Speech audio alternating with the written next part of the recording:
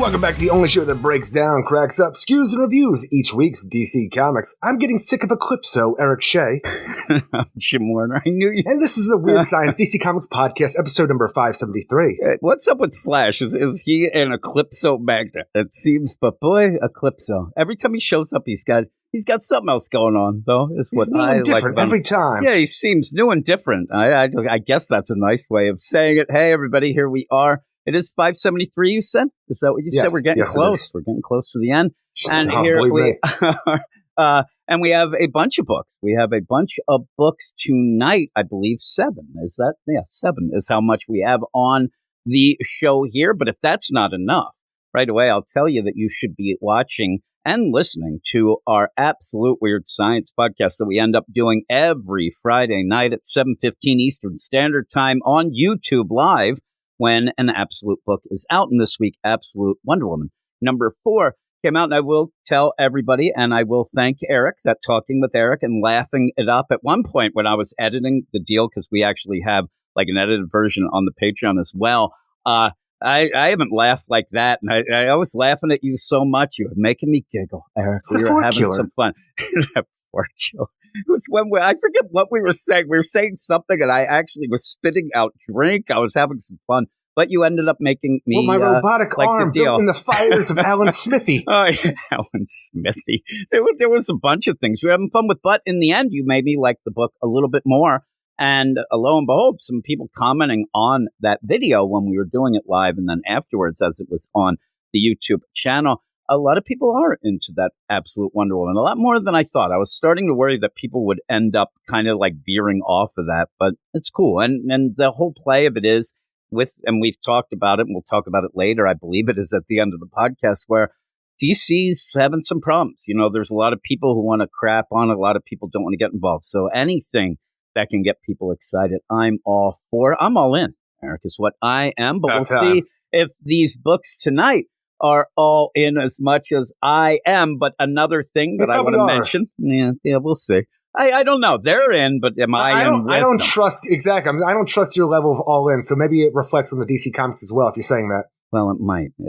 I think I was setting some things up there. But we have 2 other books that won't be on the show. If you're looking for our opinions on Wonder Woman number 17 or Power Girl number 17, you can go over to our Patreon, because that was our Patreon spotlight this week. 2 books picked by the badasses of the Get Fresh crew. And yeah, they picked those 2. It was a weird one. Both of us didn't realize they were at issue 17. It looked weird when I saw that, but we did talk almost 2 hours. Yeah, they all came out at that same time. Was there something in the water? Was that the freshwater killer? Should be going after them right now, because holy moly, those books are hurting. But we ended up talking about both the Wonder Woman and the Power Girl book, 2 quite different books, but in the end, maybe they're a little more equal or the same to us. But yeah, we almost talked 2 hours for that. We talked a while about those 2 books, had some fun, talked about a bunch of crazy things, I believe, including my cooking British food items. But we also Yeah, you would. You always do. You zone out. I used to zone out a lot, but that's just on me and my problems. You zone out, again, because of me and my problems. So actually, it really works out the same. But here is what we like to call the Badass Roll Call, because we do have to give a shout out to those badasses that pick those books for us. Here we go. Yeah. Andrew in Belfast, don't mention it. I have ways of saying things that I end up screwing myself up. D-Man 3001, David Fink, Jack Halsey, Nick Russ, Trevor, Tom Johnson, Dan Smith. Yeah. Did you hear I said Tom Johnson like it was like a surprise or something? That's my man Tom, by the way. Yeah. Again, JLG, the Big Z, the Mark Claire show, who I ended up getting a hold of Mark and telling him when I was going to show up today recording with you for some reason. The Annihilator, Ted Probst, I Love Punchline, Stork, Michael S., Matt Razor, Dr. Matt, Eric, he's got some advice for you, by the way. Niels Tewart, Stephen Baum, Jason Colby, Sue42 to you and me, Mike G, Ken Halleck, Comic Boom Rocky, Weird Walter, he's a mascot, Mark Jager, Carlos, 2 of Marv, Luke Hollywood, Simon, Luis Manship, Swanee, Anthony G, Joshua Million, Batman Beyond, Mark, Brandon, B. Muir, Brandy Murray up there in Canada, Buffalo, Canada, and Double A Run doxing his ass in Minnesota. And all-time greats, Reginald Drinkwater and Rob Lewis. Shout out. Here we are again. We have a bunch of books, some big books too. We end up having some of the Batmans. We got the Justice Leagues. We got more and more. Eric. Superman, Flash, Green Arrow, Flash. Catwoman, really, Metamorpho. Huge. I mean, really, keep going. Metamorpho, the biggest of all books. I said all of them. Metamorpho. It is one of those things that we end up where we try to maybe put the worst book at the end of the show, but we haven't really been doing that as much because of the way, we kind of settle things in and the songs and things like that. But we nailed it this week. We got it. That Metamorpho is a really odd book. Also, a shout out. I got a letter, an email, Eric. It wasn't snail mail. A letter about, and I thought when I end up seeing it right away, I'm like, here we go. I run scared. I always think people are ready. Well, I always think everybody's yelling at me all the time. So when I see the deal and I end up seeing like the subject line, and it ends up being, and this is from Bradley, it was, and it's like podcast timestamp suggestion is what he suggested. And I was like, oh man, like what's going on? Like somebody's like going to say, why do you put, because I told you at one point, sometimes I add the songs in so they're forced, like if they go. I thought that was it. He just said he wanted to have some stuff for the end. At one point I did put a timestamp for the book of the month and the book of the week, things like that. And then the other stuff after.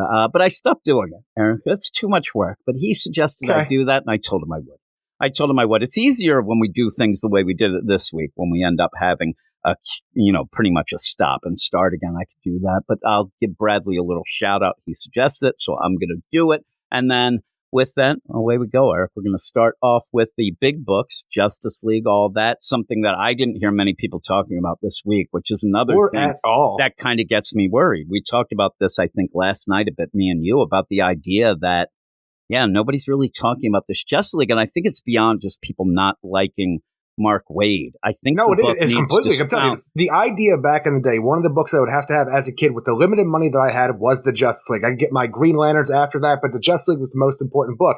And now I read this issue with the third issue of this whole thing going forward, and I would drop it. It would not be on my pull list anymore. I'm with you. That's a problem, and I'm with you. When I ended up reading it, what you end up having is it's setting up other books still.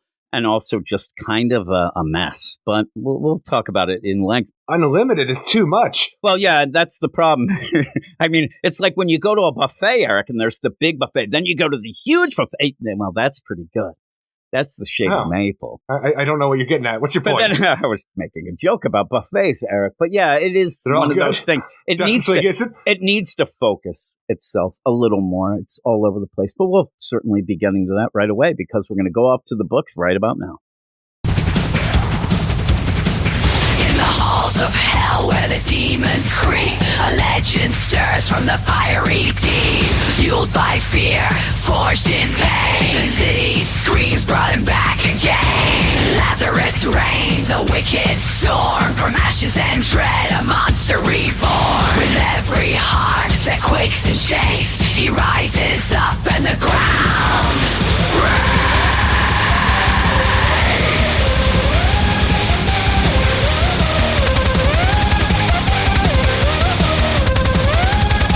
He's gonna bring you hell.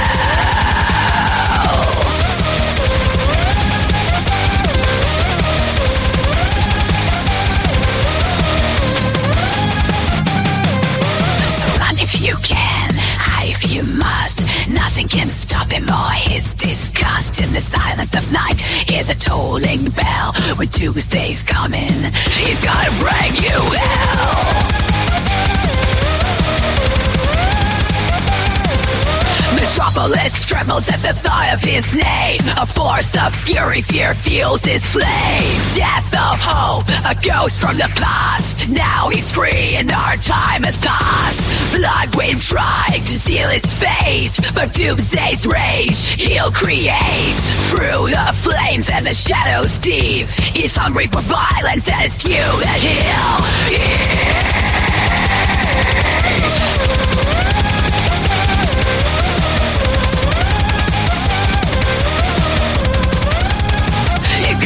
bring you hell.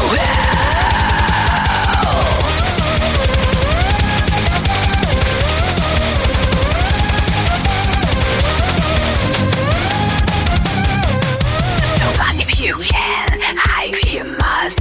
Nothing can stop him or his disgust. In the silence of night, hear the tolling bell. When Doomsday's coming, he's gonna bring you hell. Fire in his eyes, the world starts to crack. Cities will crumble, there's no turning back. With every step, the ground will shake. A nightmare unleashed and the world will break. Skies turn red, the echoes cry. No one is safe, we're all gonna die. He's the end, he's the fall. When Doomsday comes, he'll take us all.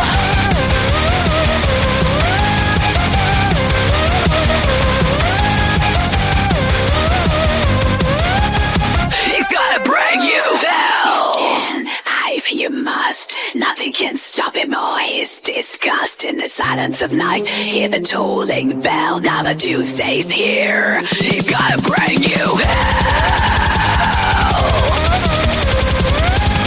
He's gonna bring you hell.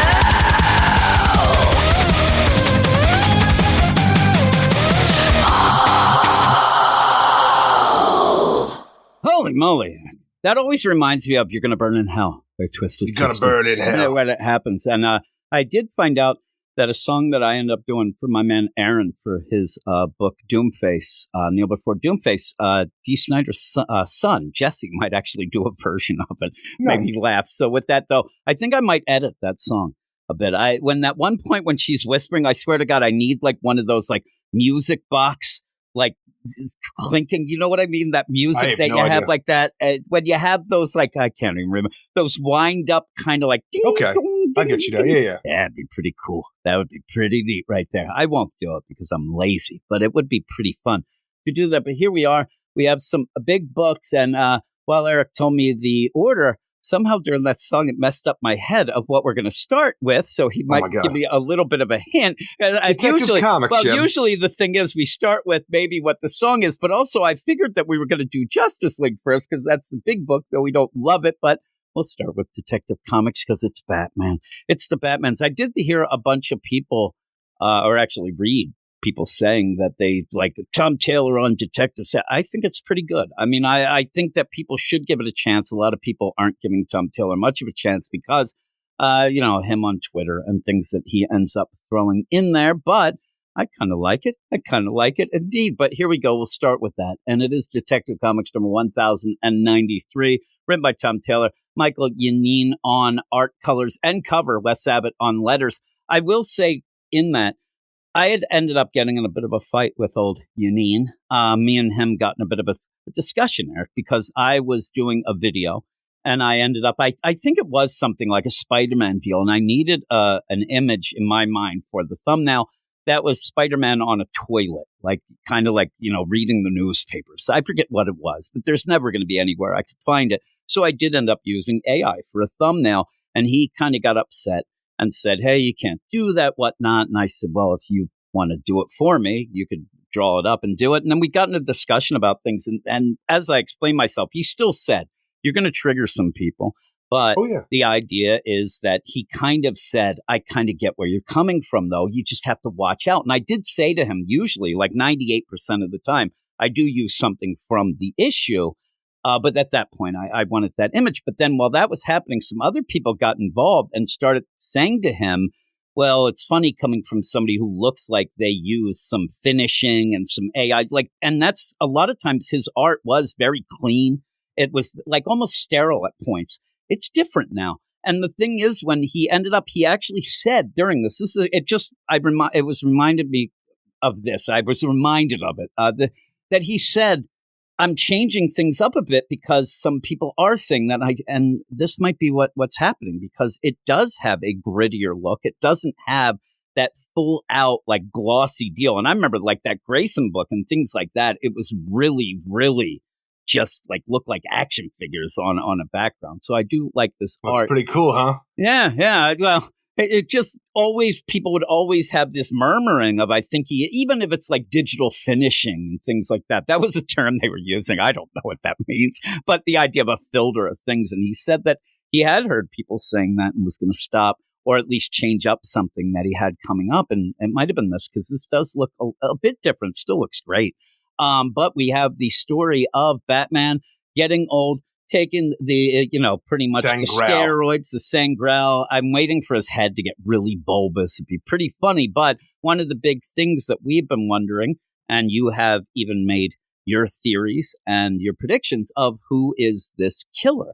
And the mother. And at points, the killer was kind of so much in the background, now full front. And when you start out, I do think you're right. I think it is the mother, even in the beginning, and then by the end, you almost try to swerve it with that other doctor. Oh, it's the redhead assistant. Yeah. You kind of want to do that at the end and be like, oh, look at her. She's pissed off. Now, I still think that what's going on is the assistant, the other person, is part of this bigger group that's kind of blackmailing this whole play. I still think that it's, if you don't let us, do all what we want, your mom's not going to get these shots. She's going to die, something going on like that. But I also think could it be that like she's got roid rage or something? I don't know. We'll have to see how it all ties in, how it all goes. Well, at this point in time, it seems like the redhead assistant in my mind is just complete red herring. It's either the mother or Scarlet herself. Yeah. I think it's the mother, because the way that Scarlet's been like worried about people listening and, I wasn't supposed to do this. I think that's kind of the ploy of that she's being used to do this. And it'll be, I just wanted to do something good and whatnot. Now, in that, if it is the mother or if it is Scarlet, they got to die, Eric. They know Batman is Bruce Wayne. And that's the end. When you find this out, this is shit you don't let anybody else know. At the end, we had whoever's working at the Sangrel Corporation here in order to make this. They did get Batman's blood and did go through the system to make sure that then they realized it is Bruce Wayne's blood they received. So the idea that I'm leaning towards with Scarlet is because when Bruce comes in for his next injection, he'll get like a cocktail that knocks him out, so you could have like a villain monologue over top. And I don't want to say kill situation, because we have the Asima, who's the villain, the serial killer of this whole thing, who's taking out kids who have broken the law and gotten rid of their second chances. It seemed that Batman has inspired them. So with the idea of the psychosis, this person is doing what they think is right based on what Batman is doing, I don't think they'd kill a Batman. Well, no, but again, I think that you don't want them to know who Batman is. And where you can play the whole play, if you're going mother or daughter, if you're going Scarlet or her mother, the idea of Scarlet would be, I got a second chance and look at all the things I've been able to do.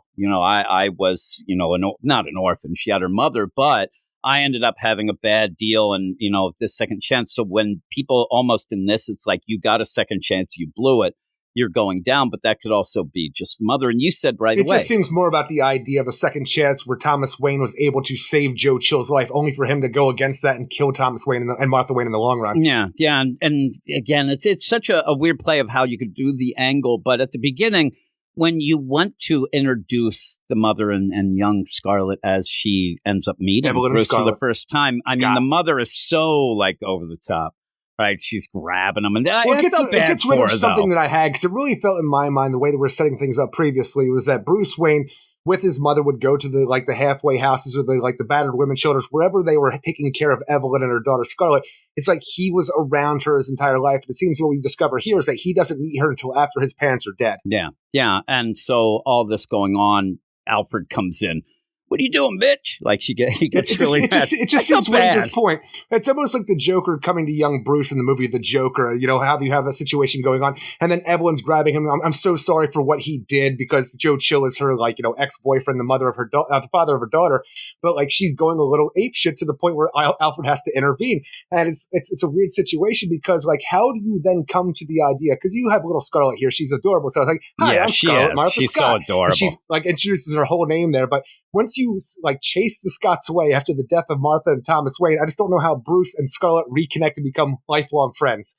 Yeah, I guess maybe I don't know, because she's so little. Like if she was a little older, she might have had the, oh my God, I'm sorry, my mom gets, something like that. But she's so little. But when she says, hi, I'm Scarlet Martha Scott, she's so cute. I'm like, even saying the whole name. And even he says, there it is. The girl pronounces her whole name.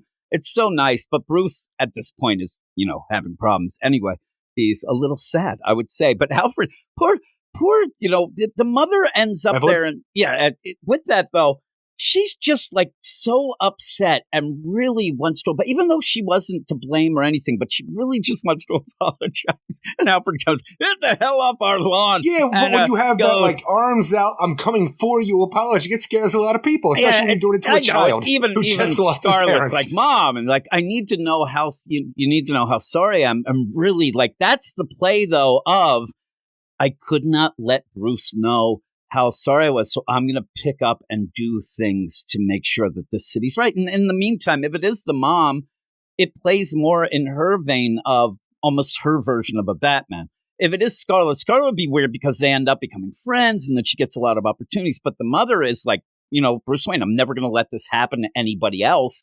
And she seems to want to do something. But where do you go from there till now and end up with the Sangrel and all this stuff? Or was the Sangrel made so that you could fight this war, against crime? It's just a weird play, but also Scarlett being involved in that, juvenile hall and things like that, where all these kids seem to go from. Center. Yeah. So again, but it's a nice thing, but then it seems very nefarious with what's going on. And this is where even when we talk about, say, a Nightwing book, where I said it sucks when you know all the info and you know and it kind of throws things off. I like this where we are still guessing and we're still wondering because things that seem like they should be like nice, like, oh my God, she runs this juvie hall thing. But yet that seems very nefarious because they're getting the kids from it. So I like that. We like Scarlet. We like the idea of what she's doing for Bruce and the Batman legacy as a whole with the Sangrel. But then you have this creeping terror because of all the information, the red herrings and or not red herrings, the clues that point us to certain directions. Like, so you have this creeping terror that is moving the momentum of the story along the entire way. I like it. I actually like this. There's a weird scene that kind of stops things in its tracks here, but you get the whole Bat family involved in this. Not that they're doing a ton. But it's nice to see that, we have too. 7 kids who are left who were released in the last 6 months from the Faultless Juvenile Detention Center and who are still alive. And the Bat family are going to wrangle them all up to try to keep them safe from Asima, who's going to go out there and taking their blood. Like Jason, he just sneaks up on this kid and puts his hand over. Like most of them are like, "Hey, everybody. I don't want you to be scared. We're here for good. Jason just goes up. I'm not going to hurt you. It has that. But I do don't believe you right now. Yeah, really. And I'm looking and I can't, my eyes are going in my old age, Eric. I'm looking. The signal says, what does he say? Hey, I get to do something. That's what I think he's saying. He actually must be thinking that as he is got like the arms on the hips deal. He's pretty cool. But yeah, you say, you're not in trouble. And he's there with some other people and stuff like that. But then there's Barbara has to be like, I'm not just going to go and say timeout or anything. I'm going to stand on the hoop. Also, I hate the chain link nets. I can't stand them. Why? You have to use them at points. Just don't like them. A lot of people do like them because of the way cool. like they really have the sound of the deal. I like the vinyl swish, Eric, not that chain swish, right? Then that's whatever. But you end up and that Damien's just like, you follow me. And the big dude is going. But yeah, so then you go where Batman, and everybody's going to go get a kid. Now, Batman goes, and again, this is where me and you will probably argue, but it's not arguing. It's one of the things that when I talk to you about these things, a lot of times it's the scene and what it really means. And it's just there to like really push this one angle. And it always kind of throws me a bit when you end up having Batman go to find this kid Spencer. And Spencer has come home and he ends up where his stepdad or boyfriend of the deal, I think it is stepdad, ends up saying, you stole my car.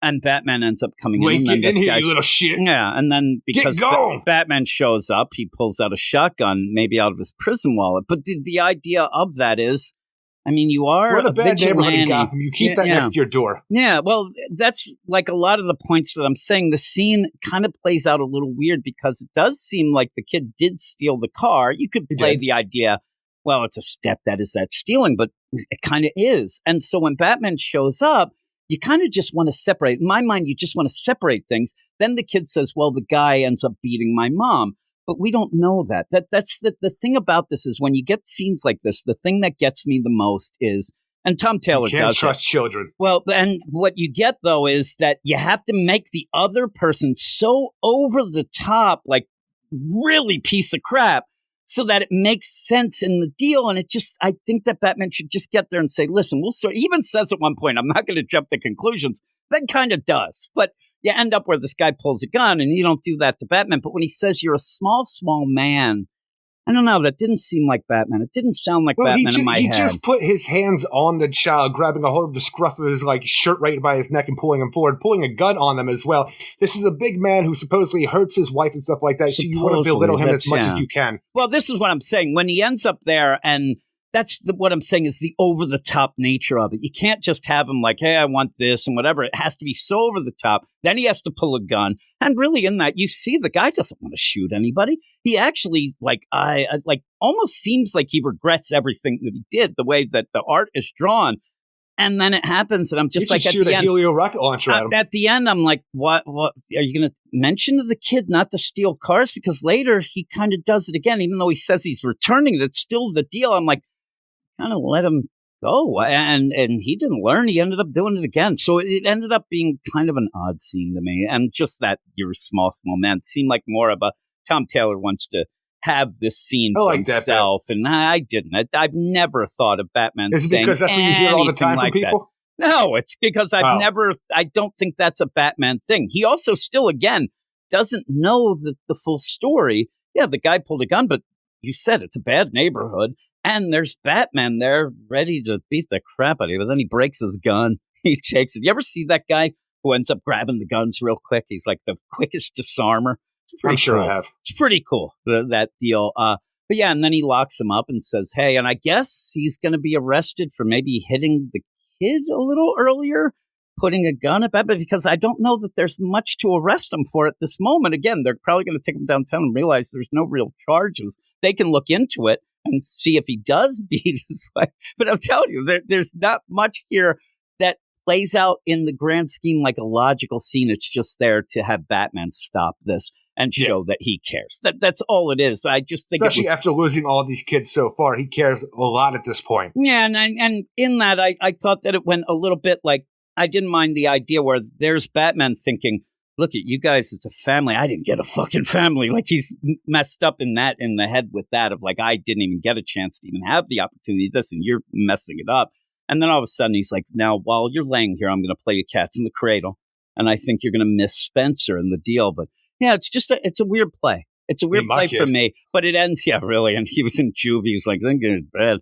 But in the meantime, he stole the car, which was weird. But they go and they have a warehouse of these kids. And the kids do start right away, which is, again, something that I would say, like, what's going on? Like, is this a jail? We just got out of jail. We're trying to go, and they want to protect them. Well, and they want to make sure they have a good because we round up all the kids. I know we have to lay the plan on them in one plan because you don't want to, keep repeating yourself over and over again. But look, you kids, you're all here now. You got somebody's after you. Put on these clothes that we brought for you. There's all of these things and all these different sewn into it. They're personal little bicycles. You hit one of these things, we'll be right there within a 3-mile radius. So we'll make sure that you're safe this entire time. All right, kids, now go off to your death. Yeah. And not quite, but kind of this is kind of what happened to Nightwing when he's like, here's these signals to hit, but this is the best. Nightwing's sitting there and he's like, shit, I should have made clothing. That's what I should have done. People love the clothes and go, I wish that they were like, I'm not wearing that shit. This. Look at that. That's what I thought right away. They're going to be like, really? You want me to wear this hat? Also, that is something that you might want to watch out for it. Some of these kids might be, connected with some gangs or whatever. And it almost is like having a wire. But it's there to protect them. But like you said, it's like, hey, we're in this undisclosed location. We're not arresting you. We want you to put these clothes on.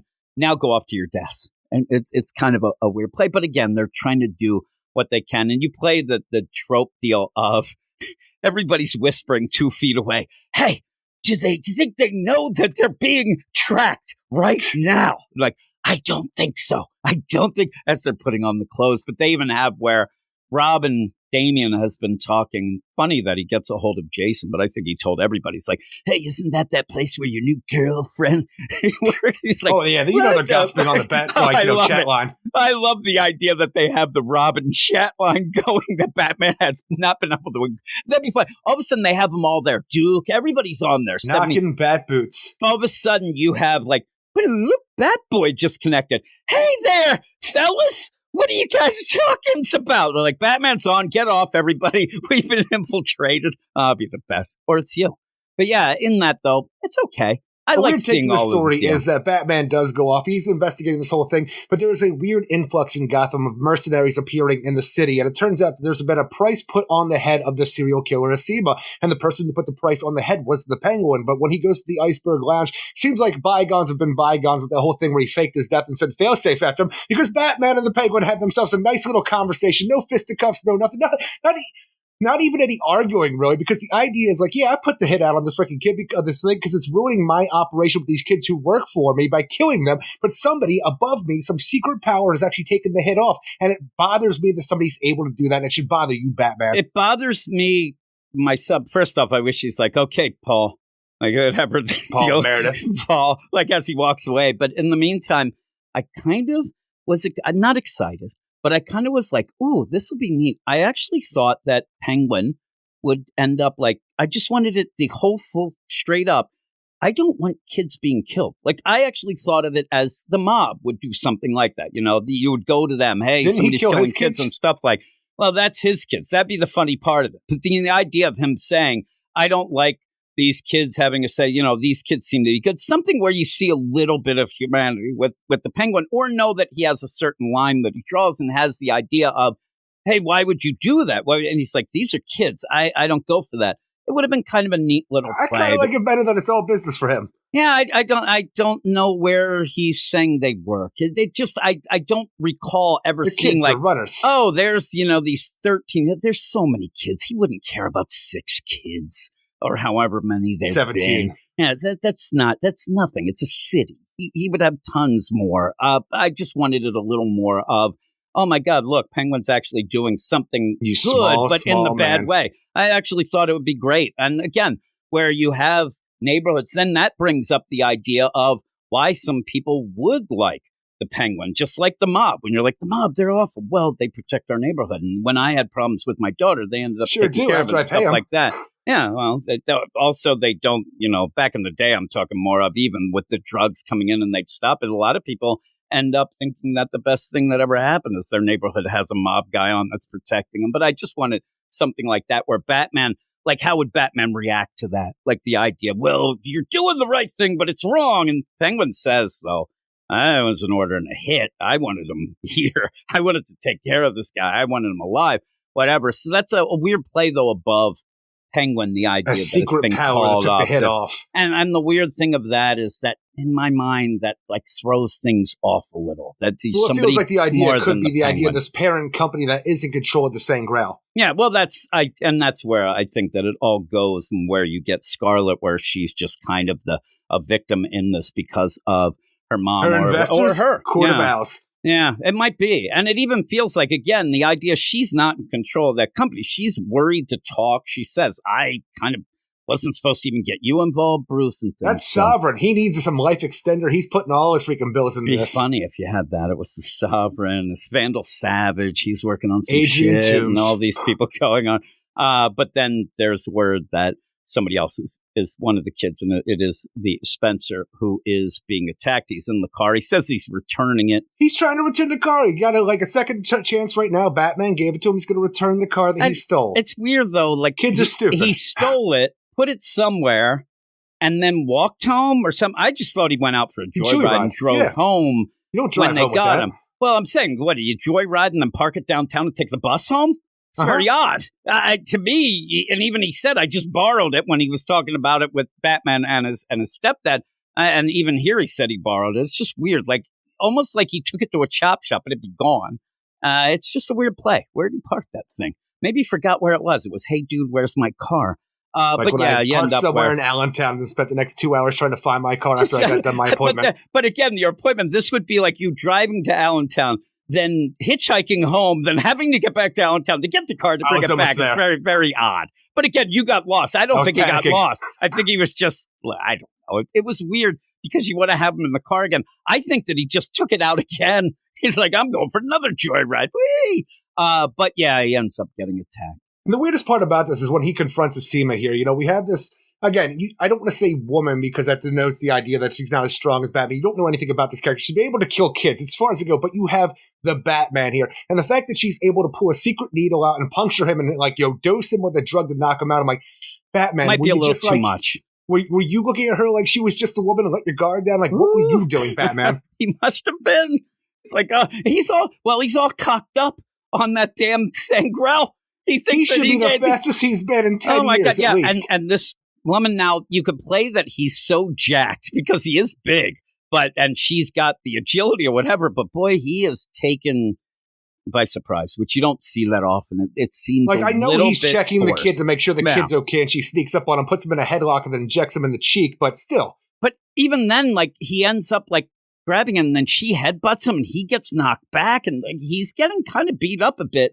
I don't get it. It is a little bit different. And in fact, he gets headbutted, he gets knocked back, and that's when she ends up just slicing Spencer's throat. So he wasn't able to do it. Then he's in a headlock. It's a little bit too much. And then she gets him in the cheek there. Right in the cheek. And right there, Batman fails to save a child face to face once again. I'm like, at this point in time, I have to think when Batman does come to and gets back on the case, he's going to be a goddamn monster. It should freaking destroy everybody. There's the only thing that I could think is that Oracle knows where they're going, and they might play it off. I don't think it works, but play it off as Oracle has gotten a hold of, an ambulance, and they'll come and get him. This kid's dead. I mean, he got his jugular. There's no way. Batman does learn that there's a smell in the air, something off of this to see about white musk, just like Scarlet Scott wears. Yeah, but again, would be probably something that she wears because of her mother, or maybe it's her. But in the deal, like, this car's on fire, and the whole play, and Batman's going to hold this kid's hand as he dies. But I do think that we might get the roll your eyes that he was saved by an ambulance at Oracle because she knew where they were going. But in that, Batman got paralyzed. He ended up getting the paralytic, and he ends up saying, oh my God, I can't do this. I'm not going to be able to move. Again, I know that there's all sorts of things or whatever, but a lot of times, Batman kind of can fight through some things, or he's like, oh, thank God I did that. Like the Bat God would have been fine. He's like, thank God I was eating the iocane powder, while I was growing up or something. But that's one of those things, the idea of like the Joker venom, the Scarecrow toxin, all these things that you take small doses of to try to have a tolerance against, to the point where I feel like you do that with most things anymore because he's a paranoid fucking mess. Oh, he's so paranoid. And sometimes I think there was a couple stories that we've read or I've read separately or whatever where he says, oh, thank God I have been dosed so much by all those other things that a lot of things. It's going to slow him down, but not completely paralyze him so he could end up. But obviously you end up wanting Tom Taylor. Also, be funny if you end up where she goes and like tilts his head more so he can look right into the bleeding eyes of poor Spencer. But yeah, he looks like he's dead. And yeah, if it is, I think, like you said, Batman is going to go completely berserk. He should. I mean, I would if I was him. And this is he failed again. Yeah, and he failed again, and so it's crazy. But we then see. But do you take time off at that point in time because he's going to come in for his next injection of the Sangrel on the following day? Is he going to take time as Bruce Wayne to do this once he comes to, or is he going to go full Batman mode? Because it seems to me that this is a perfect opportunity because the person Asima who works at the Sangrel Corporation, they realize that Bruce Wayne is Batman by the blood sample they get from that tip of that needle. So I'm like, is Bruce Wayne going to come in here for another trap and fail again because this person knows him? But I feel, from all the clues that he has as well, he's going to have to. Yeah, well, I think that because of the musk, I think that he's going to want to go in because he's going to ask, and this is what'll happen. We'll go in and Scarlet will have a bruise on her face. Oh, where'd you get that? And then we'll find out it's all a red herring as well or something. Yeah, exactly. I think that's going to be the play. He's going to come in and start to ask questions and whatnot about it. Now, again, him getting the injection, blood, all this has also put Bruce Wayne in a database that we end up seeing here. And then they're able to get Batman's blood and things like that. And that's something he usually is able to combat, but not on the database here. Yeah, so this is trouble. And the big play and a cool thing is as you see her come in, it's not somebody who they don't recognize. You see the guard. Hey, good evening, ma'am. Like, he can't say the word. Like, you want to, hey, good evening, Scarlet, or Mrs. As far as we know at this point in time, it could be the assistant. It could be, like, Scarlet Scott. Who knows? But we have no idea that, like, Mrs. Scott, Evelyn Scott. Or Miss Scott. I don't know how it would play out. Yeah. Evelyn Scott, we have no idea that she has any association with this company. So at this point in time, what we're left with, the assistant or Scarlet Scott. Or Scarlet, yeah. And then you of course, have earlier where when Bruce calls up Scarlet and's like, hey, baby, you want to knock boots tonight? Oh, I'm busy. Tonight. And again, the idea I'm busy. And the assistant's eyeballing her the entire time. And the assistant's eyeballing. So you're like, well, was she busy because she got murder on the mind? Or is she busy because she had to dose somebody because they were going out with murder on the mind? All that, the hair color goes, all that. It's pretty good. I mean, by this point, it does leave you guessing, even if at the end, if you wanted to say, but I'm glad they didn't. You could say Miss Scott, like, oh, good evening, Miss Scott. Well, oh my God, it's Scarlet, but that would also be your mother. But you also want to keep the assistant in as well. So whichever one. That's Dr. Scott to you. And the thing about them is, besides the mother, because we really don't have any clue about if the mother, you said it before, I think you're right. But in the idea of Scarlet or this assistant, they both bad already. So at the end, nobody's coming out of this. Nefarious things, even though they are not killing children. Exactly. Like at the end, it might be the case of, well, at least you're not the serial killer murderer, but you're still bad. So it's a shame. But we're harnessing the blood of the victims for better use. Yeah, it's weird. It is weird that, I mean, I guess I actually wish there was one little thing that we saw, though, that she was able to realize, ooh, this guy's on the Sangrel, but there's not really any sort of like in your face thing. Batman's Batman. He's big. We know that he's getting older and he's because when she comes in and just goes through, I want to go and put this through our Sangrel database. It seems like an odd play of that, her thinking, oh, this must be somebody on Sangrel or whatever. But it's kind of a cool play when she finds out. And honestly, if you have any kind of thoughts to it, the idea that you only pretty much give your stuff away or you sell your stuff to billionaires, Batman, he's got a lot of toys. Let's see if he's been partaking. Well, again, but does he anymore, Eric? Yeah, he does still. But you end up where it felt weird to then go with, hey, I think this might be somebody. I wish there was something like he was down, he gets up and she's like, oh, like, how could you do that? Or something like that. Or, oh my God, but it is Batman. So you would think he'd do it anyway. But yeah, by the end, I still like the mystery. I think I enjoy the mystery pretty cool. Yeah. And I like debating about it. And I think it's done well that you actually have. Now, there's not too many characters in this book, in this arc. And a lot of times, like say a Joshua Williamson, when he was doing the Batman and Robin, we have a mystery and there's like two people and both of them ended up being. So you know what I mean? Like a lot of times we've had recently, these writers set up a mystery and there's only one character that it possibly could be because there's nobody else in the book. At least you have three here and all three might be something. The thing is, the mother is so off on the side thing that's why I think you're completely right. And reminding us of the mother in this issue, I think is the tell if you were thinking it was that. So I think, and she's a little crazy. But she is very passionate, And even that, she's passionate, but she's really upset at what happened. She's really, with the idea of Martha really helping her, that she would maybe go on her deal. And it's like that weird, like, oh, this is a dark Batman. This is a Batman. If it did it different, this could be just that, but in a better way. It's not so in your face. Ghostmaker. Yeah. Ghostmaker, what was it, Wrath? Like that Wrath, whole play. The anti-Batman. So this could be just another anti-Batman, but in a better way that it's not in your face. But when she does, she says, Batman, you're the greatest. Like, you're the guy I'm doing this for and stuff like that. So, yeah, I think that it totally is the deal and idea of Batman making his own villains. This isn't somebody who thinks they're a villain. They think they're doing the right thing. They're just doing it wrong. That's some of the villains that we always like. But what would you give it by the end? Ultimately, I think the art is great in this. It's just a few missteps with the idea of the fight that Batman has with Asima. Like the first big fight that we have, and Batman fumbles the ball completely and lets a child die right next to him. Really threw me off because you're in this for some Batman fight. He's like at the peakest he's been in like a decade, like I said before, but he's pretty much immediately taken down, and that feels really odd. And then you have the scene with the idea with the small man with the shotgun. It felt like a weird like filler bit, like they try to get the point across. So ultimately, I still enjoy the mystery. This is a bit of a down issue for a series that I have been liking, but I still like it, and I'm giving this 7 out of 10. I'm a 7 out of 10 as well. Now, I was just going back to look, too. We didn't mention, if you didn't read the issue, the guy, the little man, this guy is like 9 foot tall.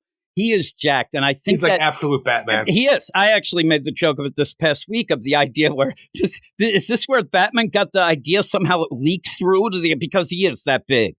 And he's able to take him down easily. Then he fights the deal. And so in that, you almost get the Batman play. Well, you get the play here of like, oh, yeah, that Sangrel is working. But then he should have been able to take her down very easily. She triples Van Grail. Well, yeah, but again, it would be like, me taking steroids. I'm not going to hit as many home runs as Barry Bonds. Or maybe close, but not quite. Wow. But yeah, it's just... Yeah, say I'm going to get on field. It's weird that you show that to right away, then show him just kind of get beat up and duped and whatnot. But I still go 7 out of 10. I'm still liking it. I'm still interested in what's going on. But we'll move on to the next book. And what is that? Justice League Unlimited number 3, written by Mark Waid with art by Dan Mora, Tamara Bonvillain, and Ariana Mayer. And we start the story off with a little Renee Montoya, the security, the chief, the sheriff of the Watchtower, going through and just doing some weird things. Well, she has a sniffer dog now, which I wish we would have had a sniffer dog previously, a little German Shepherd, in the actual Watchtower run. Maybe at the end of that, after the Cyborg Superman fiasco, she's like, you know what I need in this Watchtower? A German Shepherd. She's like, that would really have helped against Cyborg Superman. I need a sniffer dog. So now, when I first started reading this, I thought, okay, this is something me and you have discussed. The idea of books, using other books and going, and if it's going to be forgotten or if it's going to go, and you get this again in this issue where I thought, oh, Eric's going to yell at me and say, here we go. I don't know.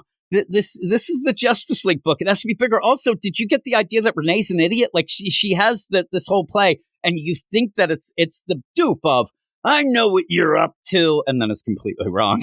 Like, she almost had it. No, it's just a dupe. The idea that she is going through, making sure everything's all right, and she has come to the conclusion that Airwave has not left the satellite in 12 days, and he's not even staying in his room. It seems that Airwave, besides for being blackmailed into murdering the entire Justice League at some point, he's afraid of being, kicked out because he has nowhere left to go after being one of the lost children that Stargirl and, Red Arrow saved during the whole thing. So he's actually hiding within a wall, almost like a storage, like one of those smuggler holds that Han Solo had, It seems like he's hiding inside the walls, just watching TV and eating cookies. And it's like, he's about to be bored. The weird thing, though, is when you say that, I didn't think it was that bad to be on the Watchtower for 13 days. Also, it'd be funny where everybody else has places to go for the most part. Well, they do, unless you're imprisoned in those deals like Thunder. They ain't going anywhere. But it's just the idea of, if I was, right now, I have a place to be. In this fucking attic. Eric is a piece of shit. I'm on the Watchtower with that butter brickle ice cream and shit. I'm in.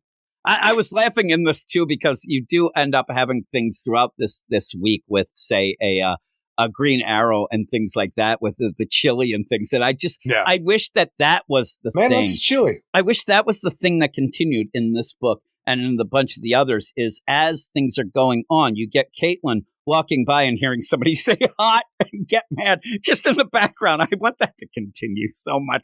But in this, I don't know, it was one of those where it's cool to have the synergy with other books. The problem is when you read it as a whole, the book needs to get some focus. We already talked about it. It just doesn't feel like a Justice League book to me. It actually feels like a out of control, world's finest that you end up having Mark Waid doing as well. It's just like a bunch of characters thrown at you. Some cool, and not even just a bunch of characters, but a bunch of mysteries stacked on top of mysteries. I even forgot the idea, even though I think it was last issue, where Martian Manhunter, without his telepathy, he is losing himself because now he is stuck with himself for the first time. He's not having the ability to feel everybody else's thoughts and so along those lines, be connected to everybody else, and he's kind of losing his mind, being stuck in his own body, and he's taken off. Batman's on the hunt for him, but we have all these things: Airwave being blackmailed into trying to have to murder someone. We have to figure out who's doing that to him. We have the idea that we have the Inferno Corporation, the Inferno cult that we have that's going around. Before they were trying to steal precious metals to take over the economy.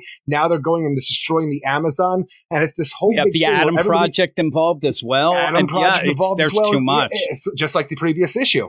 Like in the previous issue, we made sure that we got Atom Smasher's power back. Now we got to make sure that Plastic Man and Phantom Lady are getting their powers switched back together because they swapped. And when you have that, the weird play is, again, you can say, and I'm surprised they don't even have this takes place after this, before this and all that, but it does seem like they kind of have it down now. Like they have it down, like we have a Fire and Ice book that was just announced that they're going back to Smallville because their powers are swapped and they don't know what they're going to do and they're worried about that. I kind of think we have a solution here already. Just get them unswapped. But it's weird. But the idea of it, again, you're setting up a new book, which it's tough right away to, start out something that has so much going on. I said my biggest joke, not biggest joke, Eric, I have a lot of jokes that some of them hit, right? But my one thing that I say about books is if you have more mysteries than issue numbers, that's a problem. That's too many. And you do have it with this. You do have it with this. One of the books I said about was Titans. When Tom Taylor was doing it, we had like 7 mysteries, 3 issues in. That's too much. And in a book that you're already unlimited and have so many characters in there, everything gets swirled around. Everything gets lost in the shuffle. And there's not really anything in particular that would stand out to say, oh my God, you have to read this Justice League book. That's my biggest problem is there's a couple cool things going on, but there's so much. When you have the main plot of the issue being the Amazon rainforest is burning down, if you look at the overall satellite map, it is a good part of South America, it looks like, is on fire at this point in time. It's like, all right, we're going to deploy Superman, Star Sapphire, Wonder Woman, Flash, the Captain, Captain Marvel, Shazam, Stargirl, and Stripe down there to do this.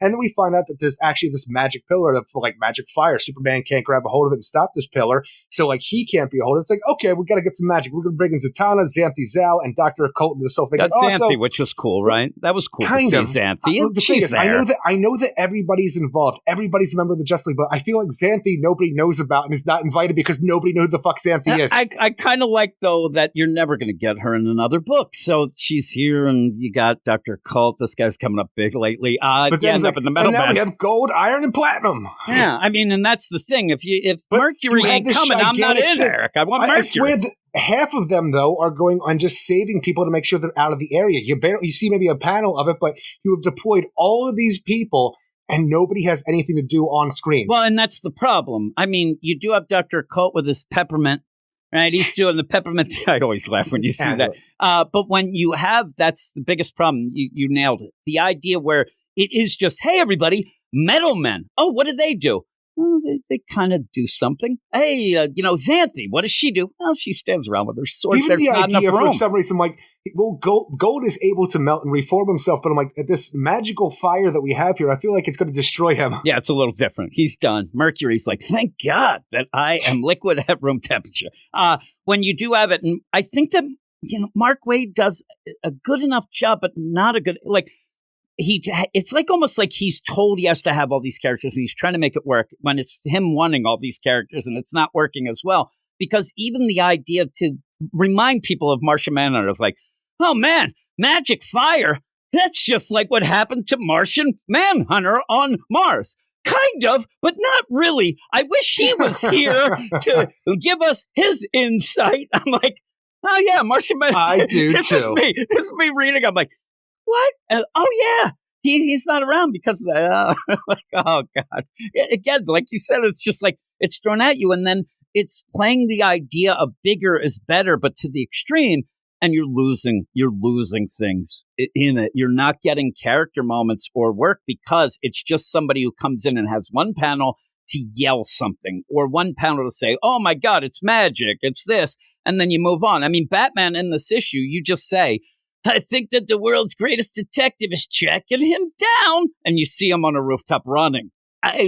That's all. And so it's missing something. It's really even the missing idea when page you have space is what it is.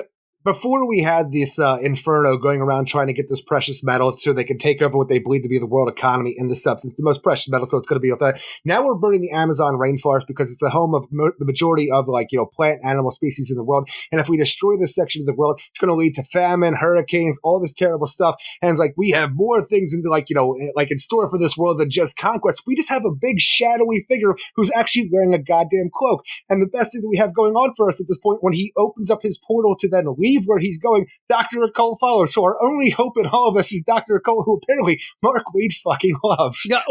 Yeah, really he does. Or you could just be hopeful that he never comes back, Eric. He's gone. Now, in that, when they're going and doing this, I swear to God, because Mark Waid is using this book to really mention a lot of things. Like, yeah, you have the Watchtower in there, but even the idea of the Atom Project with the phasing out Plastic Man, saying that was because of Phantom Girl, and then they kind of get that. I'm like, okay, this is stuff we wanted to find out about. I swear to God, if they were in the Amazon, we were going to find out about Plastic Man. And when they were in one thing we do need to know still is Heat, Fish, and Dinah. But when they're in the Amazon, when they get there, I swear to God, would you have liked if oh shit, it's the Rage Seed, because that's what it reminded me of. No, that dude, tower. It's so funny you said that, because that's the first thing that jumped in my mind. And then I started thinking about, if I was on the Green Lantern book, would I bring back the Rage Seed, and how would I do it? I'm telling you, I thought this was going to be the Rage Seed. I started daydreaming instead of reading the book anymore about the Rage fucking Seed from Green Lanterns from so many years ago. I was looking things up for the Rage Seed. Me and you had like the same afternoon of like getting ready for this, wondering about the Rage Seed. About the Rage Seed. I actually thought like, finally, Eric's going to get his conclusion. They're going to say, "Oh my God, it's the Rage Seed," and fucking Sam Humphries. And they could have just thrown it in there. It would have been fine. You could just get rid of it. It would have been cool, because I swear to God, it looks exactly like those towers, and you could go that whole play. I wish it was. For this one, you now. have a magic eye that's creating this fire. We have a whole occult situation, but it turns out on top of the idea of creating this famine, hurricanes, destabilizing the world, not only the economy, but just in general, so society can't survive in a whole. It seems that with burning all of this, an elemental force that connects all forms of plant life on Earth and beyond, that's what Inferno's doing. They're trying to bend that force to their will. They want to control the green. And I'm sitting there, I'm like, look, if you say so, but I didn't get that. No, I didn't either, but we're not on the Justice League, though I think we might be now. It's so unlimited. We might be part of it. And so when they do that... saved me in the comics once. Does that work? That is true. That is true. Saved us from ourselves. He did. The idea of this, though, is it then starts to feel just like that Martian Manhunter. Oh, this is just like that. Like, things are set up then to just say green, so then we can get Levi. And it really feels that surface level of, we're just going to have this A plus B equals C, boom, boom, boom, Swamp Thing. Because you want to keep adding. It just like what we had for the idea that Jeremy Adams' Green Lantern, where we had the central power battery on Earth, and because Green Lanterns are green, this was protected by the green on Earth. Which I'm just saying, you're just saying green there. That makes no sense of why this would happen. One of the things, though, with the rainforest being burned or whatever, you could say we better go check on Swamp Thing. This guy might be having problems. I mean, that's a problem. But again, it just feels like when he's writing an outline, it's the real intention of, I'll have this because Swamp Thing. I'll have this because Martian Manhunter. Like, ain't nobody checking on Alec Holland, though. No. R.I.P. Eric. That's the worst part is that, like, I love seeing Levi Kamei come in and everybody talking about he is Swamp Thing, and we got to see what he's up to. It seems like he's actually where he is, like, outside of the Amazon, trying to connect to the green there to, like, save everything he can, but it's also setting him on fire because of the connection that he has. So you have this great moment between Airwave and Aquaman going and seeing Levi like this, but because we just had Alec come back for, like, Feral Trees, the Poison Ivy Swamp Thing bit, I'm like, okay, Alec's back, because up until that point, the last we saw of Alec Holland before Levi became Swamp Thing was that he was in New Mirror trying to make sure that the green was stabilized in that pocket dimension. That, the Night Master, Jim Rook, was the protector of. Mm-hmm. Yeah. Alec came back, so we got to deal with Alec as well, because we talked about Alec in another book. It is funny, when I ended up looking up some stuff, and it's not for this book, it was actually for Superman. I'm looking at things, and they're starting to add these entries in the Wikipedia deals, and we're talking the fandom Wikipedia, where it's like, now that this is brought up, that means it's actually in the continuity still and things like that. And I'm thinking that, like, that Alec, I don't know, the whole mirror, that nobody seems to have read things. And I just worry with you People and your continuity and Dark. things like that. Yeah, but I'm talking about, like, Mark Waid and things like that. But in the meantime, at the end, I'm thinking, oh, shit, they're just burning him to bring back Alec. But I don't think anybody really hates Levi. Well, even I just think they're just whatever, Where you have Levi Kamei Swamp Thing here, when you look at him, sad part is, like, Levi had a very distinct Swamp Thing look. This looks like Alan Holland. Yeah, it looked like Alec, and I think that's the problem, too, is you just go classic. Now, I was going to mention one of the things in this book, I do think that Mark Waid wants to take advantage of Dan Mora's art. It's great, and he can draw every character great. But every character I would Dan Mora. play, too. I do give a hint to them if it's something I said in the past about Bruno Redondo, who would be a cool little fill-in artist if they ended up needing it, because he ended up doing a bunch of characters, say, with Injustice, and they all look great. But in this whole play, you go to then get Plastic Man, and again, it's fine. But we have the Adam Project book, and I kind of want that in that book, where in this, you even in have, this book, like, we still have Ray Palmer and Ryan Choi doing good. And the other one, Ray Palmer, he's up to some nefarious things. Yeah, there was some people debating and got a hold of me. I forgot to tell you about, like, some people agree with you with that something's wrong with them, and other people are just like, they're just writing them like shit. But in this, I'm like, that's not the case. In this, I'm like, I like him. Like, he's kind of there. He's joking around and stuff. It's like the normal deal. We have Ray Palmer and Ryan Choi doing the Adam Project the way they're supposed to, and they're helping their fellow colleagues and friends. No, nothing nefarious. No, not yelling and screaming and using powers to combine. And say, one of the things that I do kind of roll my eyes at, though, is we're setting up this thing of not just I didn't get my powers back, but it's the swap thing now because we do have fire and ice. Then we end up having play. I don't like that. Like, why would that be? Why does it? And in fact, I'm reading. I'm such a dummy. I turn the page. I'm like, oh shit, she got Clayface's powers.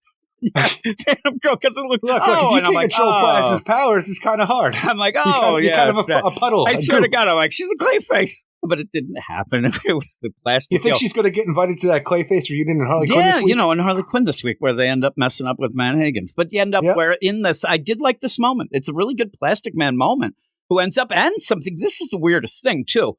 We were talking about the Terrifics just yesterday as well.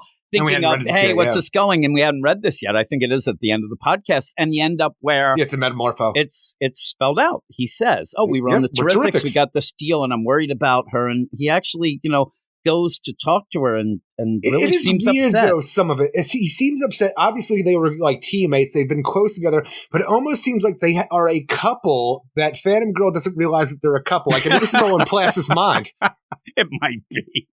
He's hugging her and stuff. Oh, my God. She actually changed the powers herself because he was getting too handsy. Then he phases through. She's like, I didn't like his touchy And as soon as she gets her powers back, I got to go teleport or phase back home to my dimension. I'm like, all right. Yeah, and then he's like, oh, man. And the funny thing is, though, when they do it, and he's like, he's trying to grab on Plastic Man. He's trying to grab onto the everlasting gobstopper machinery there. And he's like phasing things through, like not going. And I thought there was going to be a problem. I thought something was going to happen of half and half or something, like she's going to be half melted and half fit. It didn't happen that way. And then when don't worry, everybody. Plastic Man and Phantom Girl are fine. And I keep waiting because she's like, oh, right. I'm great now. And I'm off, and disappears. And he's hugging her. And then she just phases away, and he's there. I'm like, did he lose? Oh, he was just hugging her. I thought like he couldn't control his powers. I was trying to get more from this scene than there was. It's a weird scene to have in this book because of the idea we have a Adam Project book as well. I guess the Adam Project is doing something very specific, and they don't have time to show the lighter moments of the Adam Project before which might be a problem. Dark. It might be a problem, though, that you don't get the lighter moments because this was kind of a nice little scene that I would have minded. Nice. I was kind of happy with just having Atom Smasher in the previous issue. If we're going to do this, if you had this in the regular issue, though, of Adam Project, if you had it, it would play out well of why is he so nice here, but he's so mad? Like, that might be the mystery you could play with then because, you end up having the Adam Ray Palmer is like, nice guy here. He looks very nice and he's joking around and stuff. Yeah. And I think that maybe I trust, Mark Waid writing him more than John Ridley, but we'll have to see how that goes on. But in the meantime, like you said, the hooded figure in the deal, it's just another mystery added on to the mystery that there already was. And we don't get that much further in it. It's just the idea of all of these things. And you end up having Zatanna talking we're gonna backwards do stuff magic to your world. nonsense. Ooh. Yeah, and you mentioned before, just to let everybody know, what's his name? Wave. He's going around and Airwave is getting the Wi-Fi. He's able to keep the communications going. He is helping them. And he seemed happy to help them. He seemed excited.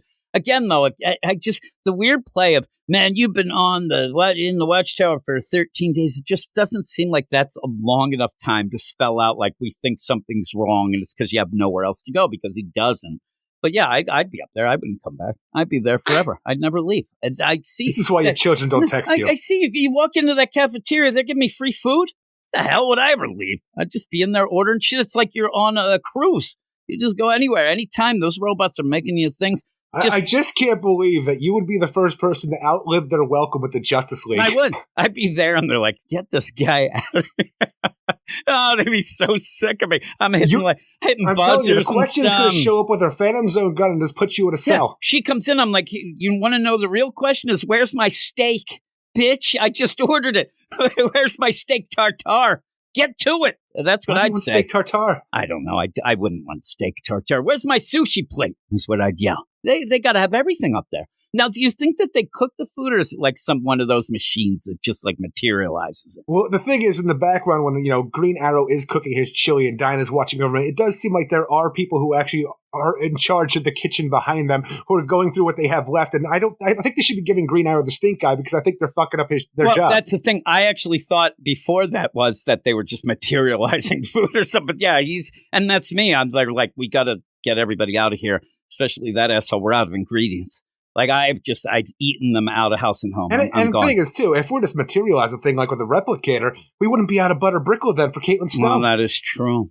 I just think they were fucking with her. I think she was onto something. Why was that robot fucking with her? Why was he programmed? He's going against this programming a little. His prime directive that he's been given is to fuck with his Killer Frost. Killer Frost. Yeah, I was going to say Snow. Killer Ice. I think you said Killer Snow. Yeah, just the idea, Butter Brickles, weird fucking, deal. They don't have a lot, and he's just making fun of it. He doesn't feel like going and hitting the replicator. It's good enough that everybody else wants it to we're out of it. Well, he doesn't want to go off to the replicator. That's like 3 feet away. Why is the robot lazy? Because he's a lazy robot. That's what everybody has to have a little bit of a personality, right? They're like, they just, it rolls the crapshoot of that's the lazy robot. We'll put him in charge of the ice. Is that like when I'm on Udio doing some AI music and they're giving me shitty outcomes because they got lazy? It's a fucking lazy. No, that's infuriating. That's what it is. That's the, we're going to charge you shit for whatever. That's just infuriating. But, you just don't want, okay, Butter Brickle. You want to have a little personality like, we're out, bitch. Like stuff like that. That's pretty good. I hate this robot. And then I'm not staying on this watchtower. Looks over at, I think it was Black Lightning, winks at Black Lightning. Ooh, look at him. What? That's the robot got eyelids? Because it's personality. Like, and then she's like, "Oh, damn it!" Then she goes up Uncanny Valley. She goes up to get like a dinner, and that robot, sassy robot, starts like, yeah, I'll have the chicken pot pie. Should you really have that? I see that waist of yours. Oh shit, I'm mad. Are you telling me you want like a robot Shirley from what's happening in the cafeteria at the Justling Watchtower? Oh, that would be great. And actually, yeah, I want Rosie in one part of that. Like, she's kind of like, she's a little sad, but Shirley, oh my God, you're not getting shit. That's the biggest play with Shirley. Like, all the sass she threw, that was only... She sees everybody as rerun. Yeah, and it'd be great. That's the thing. Personality. Every day's daily specials, just sass. That's all it is. It's sass, Eric. That's what you're getting. You want the special, you're getting sass. With that gap tooth, right? Michael Strahan looking lady with the afro. I always liked Shirley. She was probably funny. But when they ended up going and they're like, oh man, that's Shirley's like love interest. Those didn't work for me, Eric. I'm sad to say it just didn't work. And then also you're going to keep going with it, and we'll appeal to like 3 people out of everybody listening. Now I want a D robot. Ooh, I'm telling on you. Just out of nowhere, the stupid tattletale robot. Could tell on airwaves. That'd be pretty cool. But yeah, there you go. Justice League. When books are like this is what happens. Me and you both start making up stupid shit because in this whole story, there's nothing to really grab onto yet. You got a lot of great characters that are drawn amazingly, but they have very little to do. And for some reason, one of our biggest focuses is on Dr. Occult, which is fine because you want to kind of, level up Dr. Occult in the zeitgeist of comic book readers' minds, but I don't think you're doing the best job overall, even though you're just featuring him a lot. But we have a lot of things going on in this book, and it just feels like it's not very well put together in that regard. Yeah, it's just really too much. It's really too much. And the thing is, you say, it's like, hey, let's put Dr. Occult in. There is the trademark solid. That's up when you make fun of all these things. That's what it seems like. How many issues do we have to have Dr. Occult in to secure that trademark? It's like 7 now. That'd be funny. It's Mark Wade's like, listen, I got it. I got the thank God. idea. Prince Raman is here. Yeah, Prince Raman. I need some ramen. When he's like, hey, I got the moneymaker. That is weird. Batman knows. We won't talk about it later on when we actually get to Metamorpho, but there was no cold opening with more Prince Raman in the Raw dimension. No, because I was going to make fun of the ramen. I wanted street flavors, Eric. But didn't even cross my mind till right now. No, I didn't either. Actually, when you said that, I was thinking, what book was that? Oh, yeah. It was that bullshit book, The Metamorpho. But what would you give this? 6.3 out of 10. I'm just a solid 6. The art's great. It's so amazing. I mean, if it tightens up, it could be a really good book. It's just all over the place right now. It needs to get a little more focus so that you can center on something that would make you like, again, there might be people like, oh, I'm here for Martian Manhunter, but you're not going to get enough. Or you're like, oh, I'm here for everything isn't enough at this point. I'm here for the Justice League, and I don't feel like there's enough Justice League. Yeah, or too much.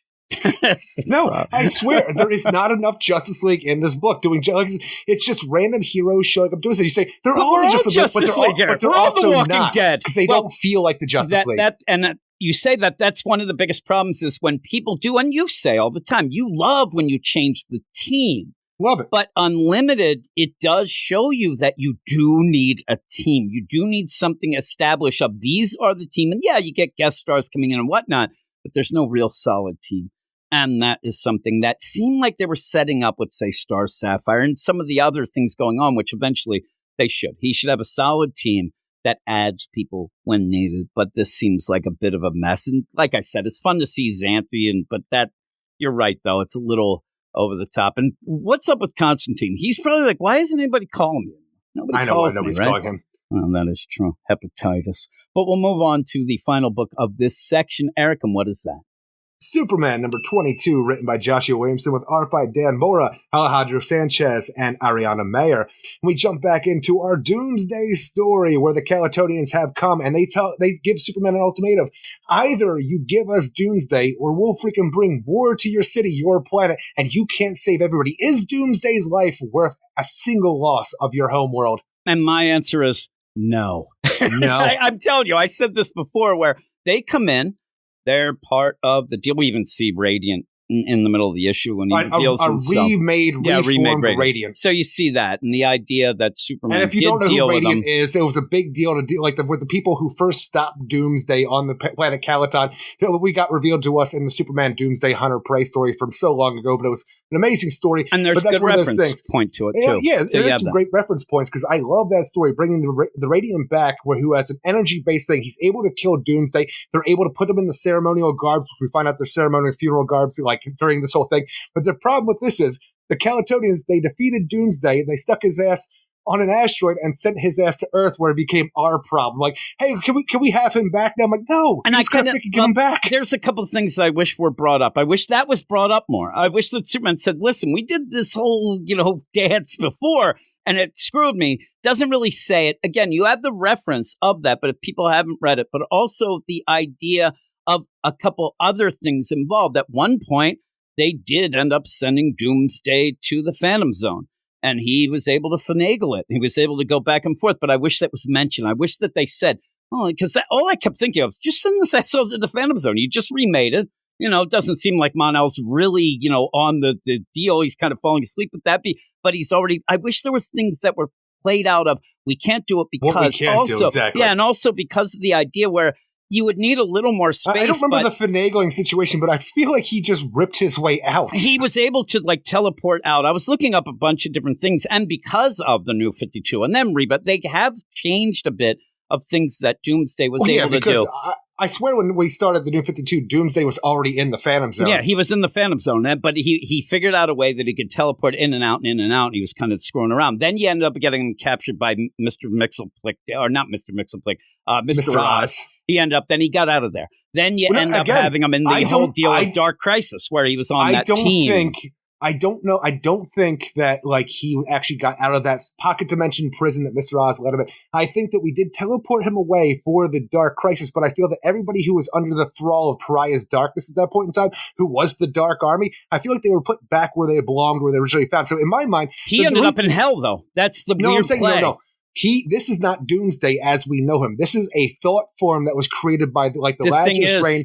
When I looked at it, the way that they're spelling out, and the Wikipedia is sometimes wrong, they're just saying that everything was reverted back because of some things, and this is regular Doomsday. I don't know. This is a thought form created by the Lazarus Reign and the fears of what we had with the new blood. I don't think they're going with that, especially with that the version Time was sent to hell. Trapper and the Time Trapper and things being the end all be all. I don't know what they're playing. Because in my mind, I'd still keep you the regular Doomsday in that Mr. Oz pocket dimension. I don't know how we get back to that, but then we have two Doomsdays. The thing is, here's the play. Continuity wise, that got reverted because of Superman Reborn. That ended up, it said that when Superman Reborn came, it ended up wiping that all away. I don't know how. I don't know what, but that's what it said. And again, Without mentioning anything about the Lesser, I think that Josh Williamson is just going with this is just plain old Doomsday. I don't know. It's weird because even then it would be different, and then you'd have Radiant. Like, oh my God. That's the thing. This is still Doomsday. It's a thought form that takes on all of Doomsday that he was, but it's not the Doomsday. Yeah, I think this is the Doomsday because of the Time Trapper saying you got to kill me in this now and here. This might be the new Doomsday that continues on in this path, but I still feel like we have another Doomsday that's out there. I don't think so. I don't think they're going with that. I think that that's been completely wiped away. He's here and they're just going with it. And we'll see. But the idea of if he died, like, why would Time Trapper seems like the real Doomsday, that this killing him, that's the other thing that should be brought up by Superman, though, is like, we can't let him go because that's what Time Trapper Doomsday wants and all this weird stuff going in. But I think that this story might be getting away from Josh Williamson. I'm worried that it's just something where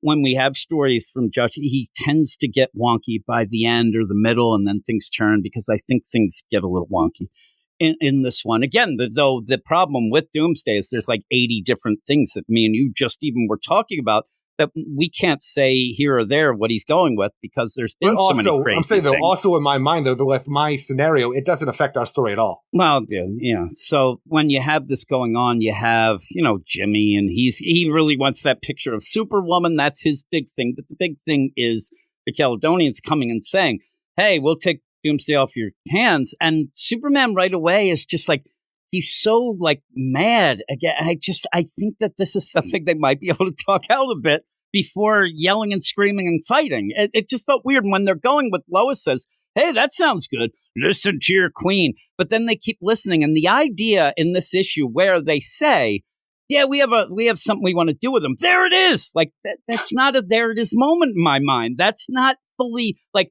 ask what they're talking about. Like they say, we always look at what they don't say, whatever, but you're not asking him questions. When he says we have a purpose for him, oh my God, that's it. That's it. He revealed it. I'm like, ask him what the purpose is. Doomsday. But here's the purpose. The purpose is we want to take him and hook him up to something so he can never escape. We want to put him in a thing where he's tilling a field forever, right? Like there's purposes that aren't always nefarious. I can have a purpose for you. The idea that and you do. But the idea, though, that we have these Caledonians in their funeral ceremonial garb that we originally saw Doomsday in that green garb that he was in that he broke free of. You know what I mean? It's their thing now.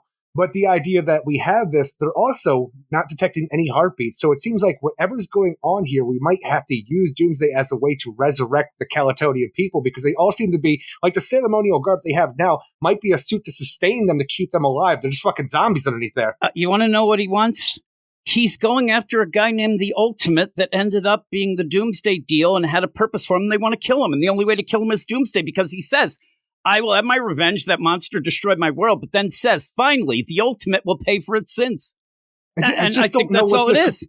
What the Radiant plans to do. And he does look a bit different than the old Radiant that we had, but the Radiant's powers don't work on Doomsday anymore. Here's the play, though, is the Superman says he was a weapon, and I don't know what he was a weapon for. And I think that's what Radiant is going after, the original deal of this. Well, why did Wave Rider tell you?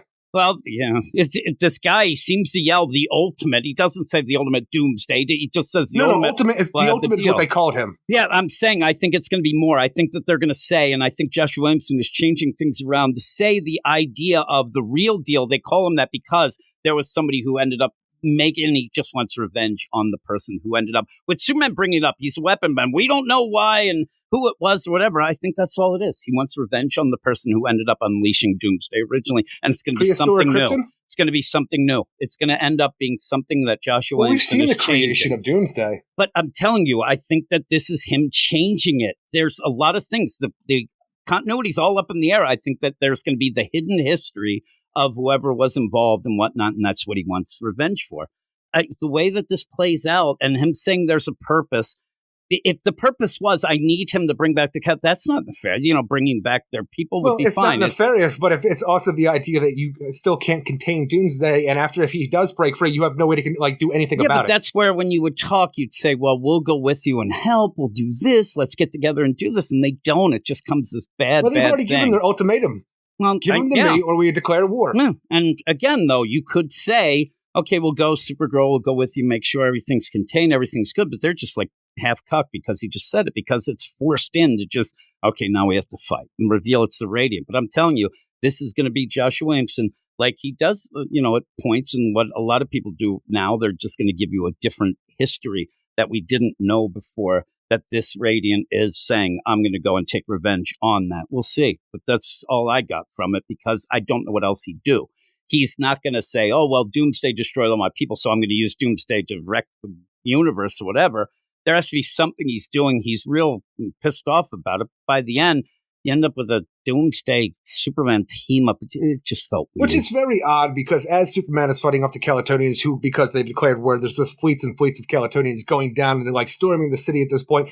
His red levels, as we've been calling them, the idea the red like he was exposed to those synthetic red K from the doctors we had at the beginning of the story, Farm and Graf. But like, it's that whole thing where like it made him angry, and it's still affecting him. So he has to keep his red levels low, because now he's just an unstoppable killing machine who's going back to back with Doomsday to fight off these foes. Yeah. Like it's a freaking like a martial arts buddy comedy or some shit. Yeah, well, you usually have you fight before you become friends. This is you kill each other years ago and then become buddies here. I wish they would have made this new Radiant more golden, like I believe the previous one was, because when you see this Radiant, though, this motherfucker is just Dr. Manhattan. Yeah, he does look like our Silver Surfer. Again, it's just, even that is, I think that Joshua Williamson just wants to end up like changing things around to his own thing, to like, oh, now here's this new Radiant. Here's like he does with the, Peace Wrecker and things. This is just feels like he wants to redo some things. Or well, a lot of people had to give their stuff. lives in order to make this new Radiant reborn. Yeah. So, but with the whole play is, I don't know. I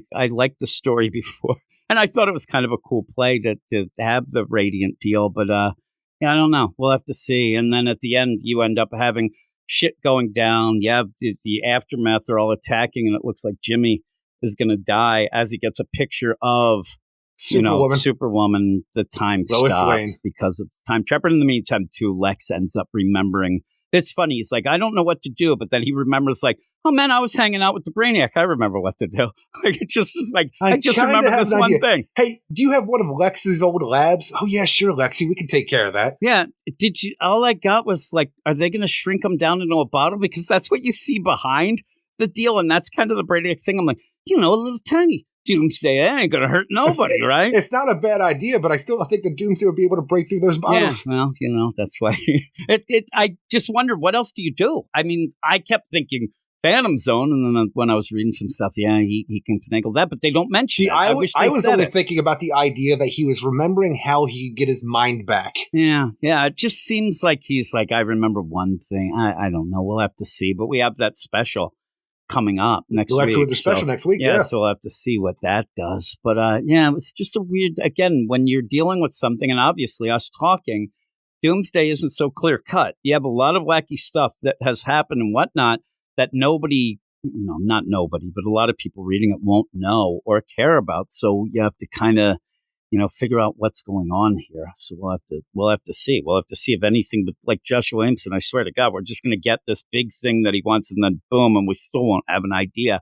But we'll see. But what would I am so curious for the next issue, though, because where we end this, the time trapper stops time again. But instead of talking to Superman, he talks to Lois Lane this time, asking if she's willing to do what Superman cannot and kill him so he can become this god form in the future. And if she does this, she'll be able then to save Jimmy Olsen from this radiant blast, because we can't have Superman's pal Jimmy Olsen get his head all blown up right here in Superman. Yeah. So that's a cool thing. And also, I want to see if Superwoman is able to kill Doomsday and how she'd go about it, even like his most evolved form to the point at the end of time. I want to see where all of this goes. The worst part about this issue in my mind is the red level Superman going back to back with Doomsday fighting off the Calatonians, because besides that, I had a lot of fun with this issue. I liked all the callbacks that we saw to different things, and I liked the new direction we're taking, and I wanted to learn what the Calatonians want with Doomsday now, so I'm giving this an 8 out of 10. Yeah, I'm a 6. I'm a 6 out of 10, and I'm looking at this. This might be the penultimate issue of this arc, which is very odd. Like that wouldn't be great, right?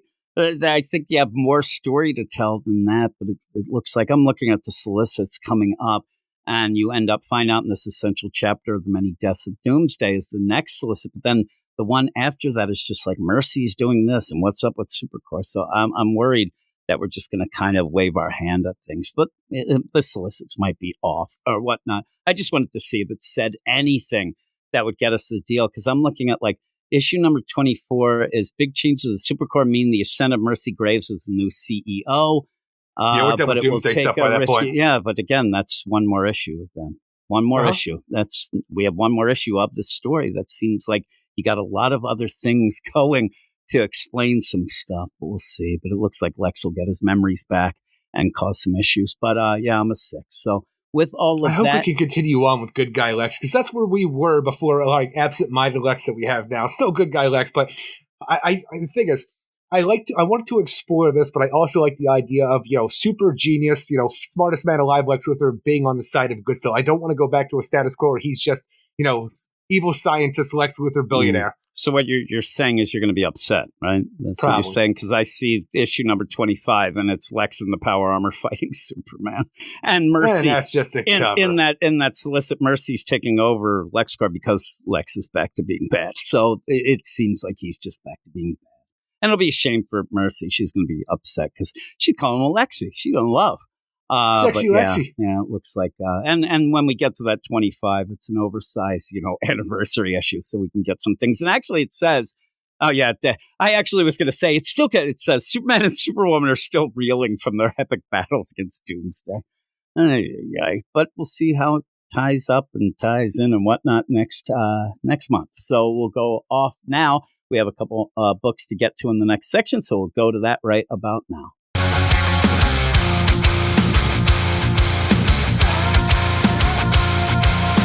Racing through the night, feel the lightning in my veins. Pushing must be harder until nothing else remains. A figure of an image running in this cosmic show, chasing down the shadows. Watch our power grow.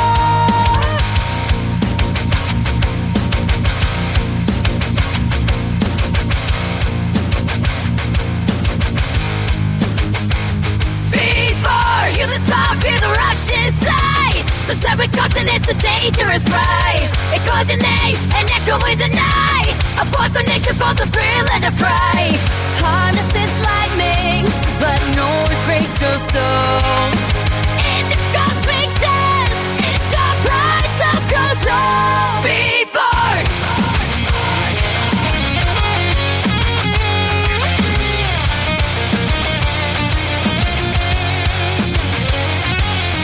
Time won't hold us back. We bend it to our will. Through the future and the past, chasing every thrill. Every streak of lightning, we forge our legacy. In the race of life, the winner will be made.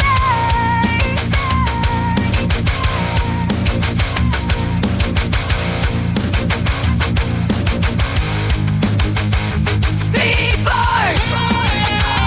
Watch my power grow. That's the price of control. Speed Force! Watch my power grow. That's the price of control.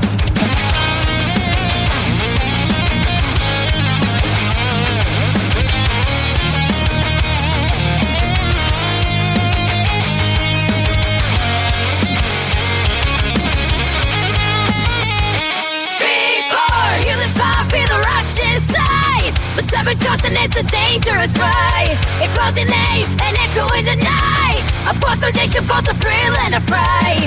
Harness its lightning, but no it breaks your soul. In this cosmic dance, it's the price of control. Speed Force. Oh yeah, Speed Force, Eric. That is what it's called. That is the deal. I ended up at one point almost slipped and hit my keyboard, and I thought I was going to play some sound effects, which would have pissed you off, but it didn't happen. My dog ended up coming and trying to jump up on the desk, and I tried to stop her, and I almost caused a lot of ruckus, Eric. But here we are. We have two books, obviously, with the Speed Force song. That means Metamorpho, right? Oh, no, that's another section.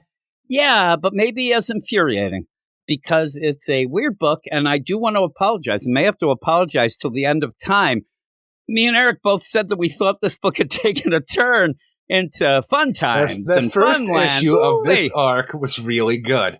Left a lot of things open that then Simon Spurrier decided he's not going to do anything with that and just have his normal Simon Spurrier bullshit. Boy, just imagine, like, as you're reading, and, you know, we obviously read and review each issue, but you get to that one and it just felt like, holy crap. What a breath of fresh air. It was. I was going to say, it's a breath of fresh air that ended up thinking DC realized their air. And while they can't say get Jeremy Adams back, said maybe more people want that tone. The idea when Jeremy Adams was taken off the book, they said, we want to go a different direction. Well, boy, they went that way. And that even when it was announced, people were like, oh, my God. And in the meantime, there were a lot of people, and you had told me a bunch of things. I forget what issue, but it was a while back. But you were saying everywhere you look, there's people just saying this is great. Oh, my God, they're saying, I don't know what everybody's saying. This is great. Not only were they saying this is great, but they hated Jeremy Adams running. This is the best thing they've ever read. I'm like, get the fuck out of here. Who are you people? It's so weird. Are you bots?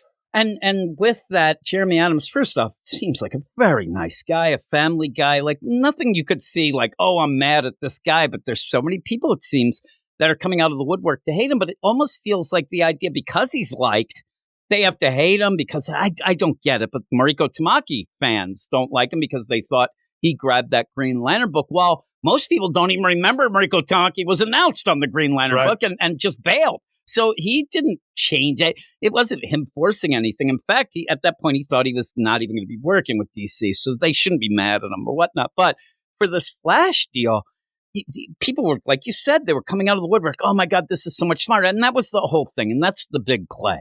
Oh, it's smart. It's smart. It's smart. Because it's trying to do that Grant Morrison. No, it isn't. It's infuriating. It's saying if you're just saying things that I don't understand, does that make it smart? There are things where, and I'll admit, Eric, I'm not Einstein here, right? Uh-huh. But I'm not dumb. I'm stupid. I'm not dumb, right? So when I'm reading things, there are still things I don't get. But I would say more times out of not, yeah, like that. It's so goofy that it's still.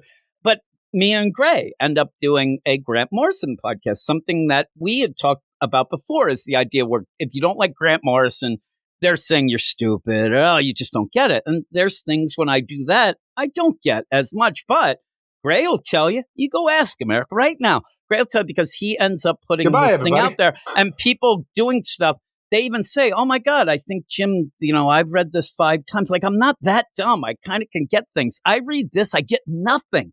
I get nothing but angry and get nothing but this is the idea of trying to be somebody else, trying to be Grant Morrison, trying to do that. But there's not really a story there. And that's what is missing. That's the problem. I'm not the biggest Grant Morrison fan, but I feel like, but I can see that, there's things that Grant Morrison does that I enjoy. This seems like more like not trying to be Grant Morrison, just trying to be over-the-top Simon Spurrier. Well, again, Simon Spurrier has always been, and the people that I've seen, and even things written, whatever, has always been accused of trying to be a Grant Morrison deal since, he's been writing for quite some time now. We'll even mention Grant Morrison at the end when we get to Al Ewing and stuff like that in the Metamorpho book. But again, what are you doing here? Like, this is the idea of you have that Justice League. Oh, man, we have all these characters and whatnot. It's too messy, too many things. In this, it's like, let's do Warlord, but it's not. Then we'll give you an Eclipso that nobody wants Eclipso anymore, I think, and give the bro Eclipso that ends up where you can tell it's supposed to be funny, but it's not. I'm not having any fun. No, none at all. Like, that's the idea of him, like, yo, Mostly I was stuck on the idea, I didn't have fun with the way he's acting or the things that he's doing in this book, but I was so stuck on the idea that it seemed like we really put it out there for that, DC All-In special, that Darkseid killed Eclipso, that here he is. Yeah. And when you have him here, and also he was in this book before in the Jeremy Adams, you can't just keep going back to the Eclipso well. That well Everybody dry. Is. Yeah, it's weird. And so I'm tired of Eclipso. I'll tell you right now, though. With this Green Goblin looking ass. The idea he should get a hold of the Sovereign. They can start making their fucking team going on. The Sinister Six. Yeah, honestly, it's pretty good. So when you end up having this, though, I do think, and crazy enough, I do think that it is intriguing an idea to have an Eclipso who says, you know what? I'm kind of sick of this shit. But the only way that I can get rid of this hate is to project it on that. But that isn't even fully played out here. It's not clear. It's the way he starts talking and doing all these things. It just gets annoying. And in this, where Cy Spurrier, and I said at one point, there's got to be some dummy in this book. Put me in the book. I'll be the dummy that says, Foxy's the dummy. I don't know what you're talking about. That comes up in this issue, but it's, oh, don't listen to him. And then more googly-gook. We don't get anything. It's Pilgrim and a Cole. We have characters talking about things in this. Everybody's like, oh, don't worry about them. They're going to say a bunch of stuff that doesn't matter, and they're like just going to say fascinating a lot. And I'm like, are you telling me not to take your book seriously, not to read it because you're doing bullshit? Yeah. Like, that's the worst. And I think that I'm taking my cues from my heroes here. I think he's so confident. Well, how many times have people thrown in, like in the Slack even? I've seen them online too. The idea where Wally will be like, none of this makes sense. And they'll be like, at least Wally understands what's going on. There's so many times in this. And that's the problem here. And I do think that Cy Spurrier is almost like, listen, my shit don't stink, so I can even make fun of myself. Look at this. But when you get these things going on and you have this dialogue and you're like, the fuck is he saying? And then you have Mr. Pilgrim's like, well, what he really means. Pilgrim. Yeah, Inspector Pilgrim. Well, listen, I didn't see his inspector license. He ends up where, no, don't listen to him. What it really is, I'm like, thank God we're going to actually, he's just going to talk bullshit. Spare us the misty babble, Gandalf. What we have here really is a sub-tachyon stream laced with exotic quanta. That is the explanation that we get. I'm like, I am so angry at this scene when we have Dr. Occult trying to explain things. Dr. Occult's coming up big, Eric. And I'm like, why couldn't you have already gone through that portal in JLU? Why do you got to be here? Yeah, really. Take Inspector Pilgrim with you. Like, I don't mind you, but you're like ruining my time in the Flash now. Stop it. Yeah, and also there, I'm like, now he's got his black licorice fucking little thing going on. It's not Peppermint John's now. But even then, you have Irie. You want me to give the credits? Yeah, do that. Because I'm telling you, this book just drives me so I even forgot. You give the credit. The Flash, number 17, written by Simon Spurrier, with art by Vasco Georgiev, Matt Hearns, and Hassan Otsmane El Hal on art.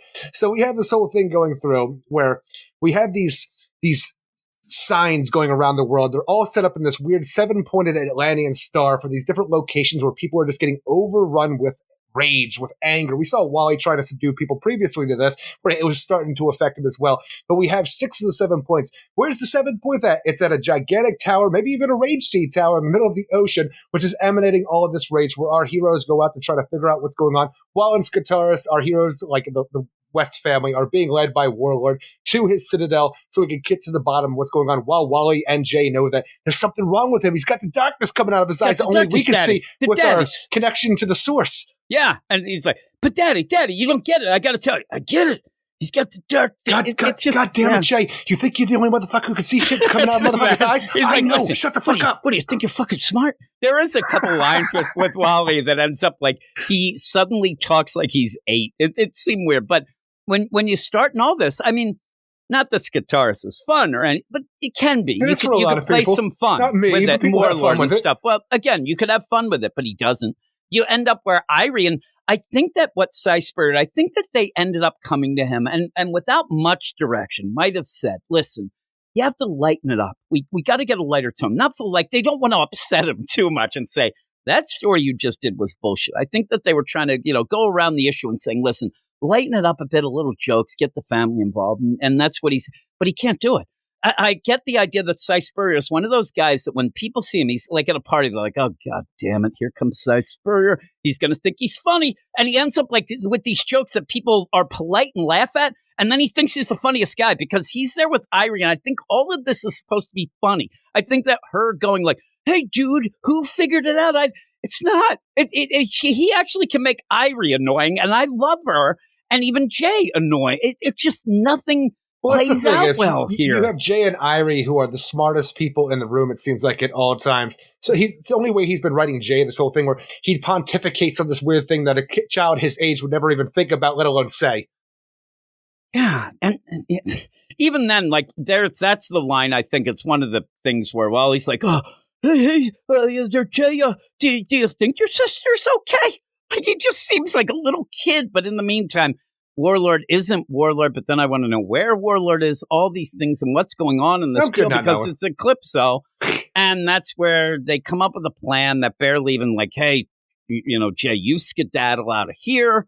We'll do this, we'll do that, boom, bam, bing, and you end up having Eclipsos and get out of here. And you have Eclipsos just like, this is not going to happen. He ends up revealing himself. And then the play is too, in this whole deal, where I think that it shows it's a fail. It's one of those where I swear to God, this reveal of it being Eclipso is not like the idea of, oh my God. I think it's supposed to be a light bulb going off. Oh man, this makes sense. Oh, I should have guessed. I'm like, really?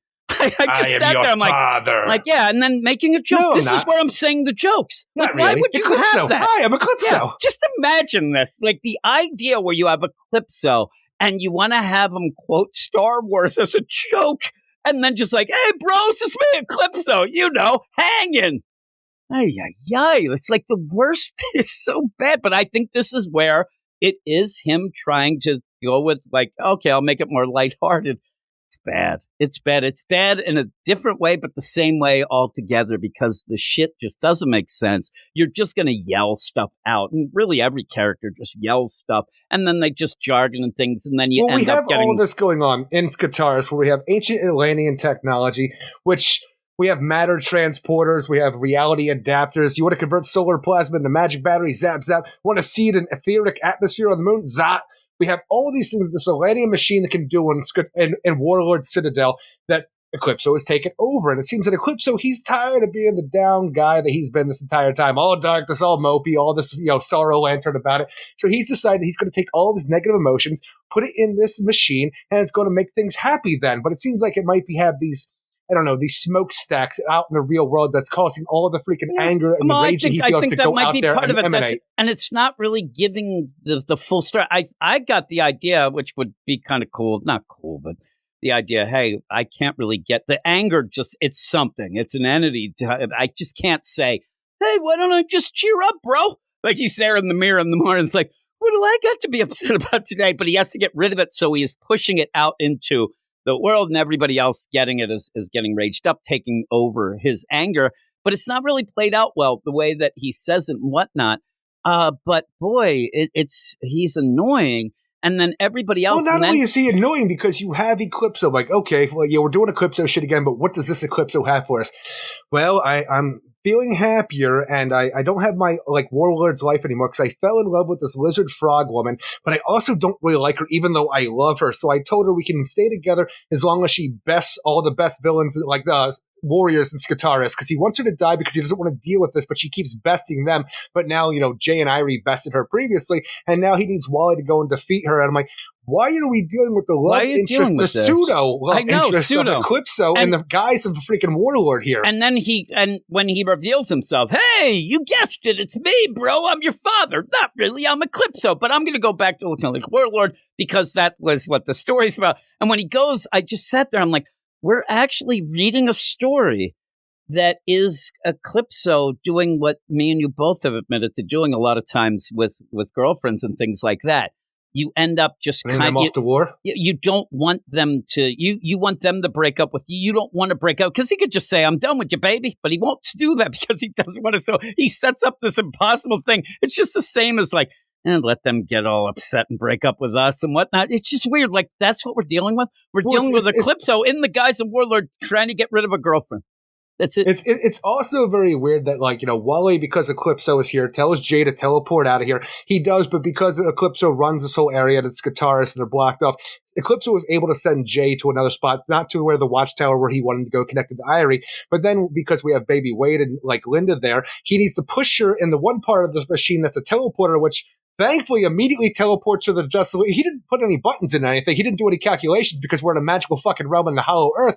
But for somehow she just winds up teleported to the Justice League Watchtower. So now our Wally, the actual Wally who's with the Justice League and not the clone who's in Skitaris, he's going to get all freaking raged up because of the spire that's around them. And he's going to wonder what his fucking clone has let happen to his boy. Yeah. Yeah. And you get this weird play is underneath. Is he in one of the old the old watchtower on the moon? Because he is on I don't know. That's the thing is, I don't know how Jay's power works anymore, because when he comes out of this weird, I don't know, catacomb up these stairs, it does appear that he is just standing on the moon, but he is able to breathe. Yeah, he says, I'm not breathing air, I'm just breathing something. That's and maybe the thing is because he has the dog Foxy, who is the child of the Speed Force, the child of the Source. So maybe this dog is allowing him to alter reality, so he's able to breathe on the moon. He can breathe on the moon, and that's if Foxy wasn't there with him. What the fuck am I saying? I don't know. How is this a description of a book? I don't know. Where's my, here? This book hates story. There you go. It works there. So much. It does. So in that, though, like some of the lines, even when you get where you want to, Eclipso, he used to be big, right? You're using him a little too much, but when he's going like a lot too much, even his explanation of what he's doing that you already said, but it's like, hey, bro, like, I really want to get rid of this, frog lady, lizard girl, but I don't know. She keeps winning. And then he says, it's like, when you end up says, oh my God, you're a god. And that's the whole thing. Barry at one point, even when Linda's there, says, Wally, says, hey, like, you should just take care of him. Wally, you can't say, oh, you know what I mean, though. He's a bad guy. That's what he does. And he goes, you're a god. Yeah, but bro, I don't know what to do with the ladies. I hate you, Eclipso. Yeah, and he's like, so much. Says, like, you're a god, cosmic elemental, whatever. Why can't you do your own dirty work? Oh, I couldn't do that. I love her. Plus, he would totally bum out everyone in the crowd. What happened, Eclipso? What happened to you? Well, where's your agent? Getting better books, because this is awful. I want to go back at this point in time when the Justice League do show up to this spire in the middle of the ocean. That is the seventh point of the Atlantean seven-figure-pointed star.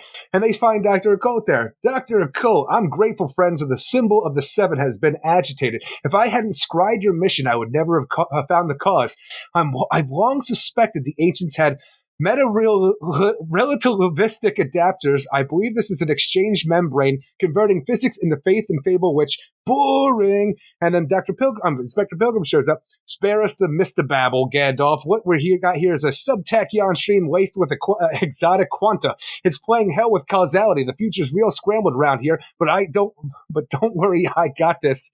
And then the rest are there and like, what the fuck is he saying? And then they make fun of it. I sense these simple sea creatures destroyed each other in a frenzy. Their wrath lingers, getting some trippy Heisenbergian effects there. Observations are affecting I'm just tired of everybody talking in this book.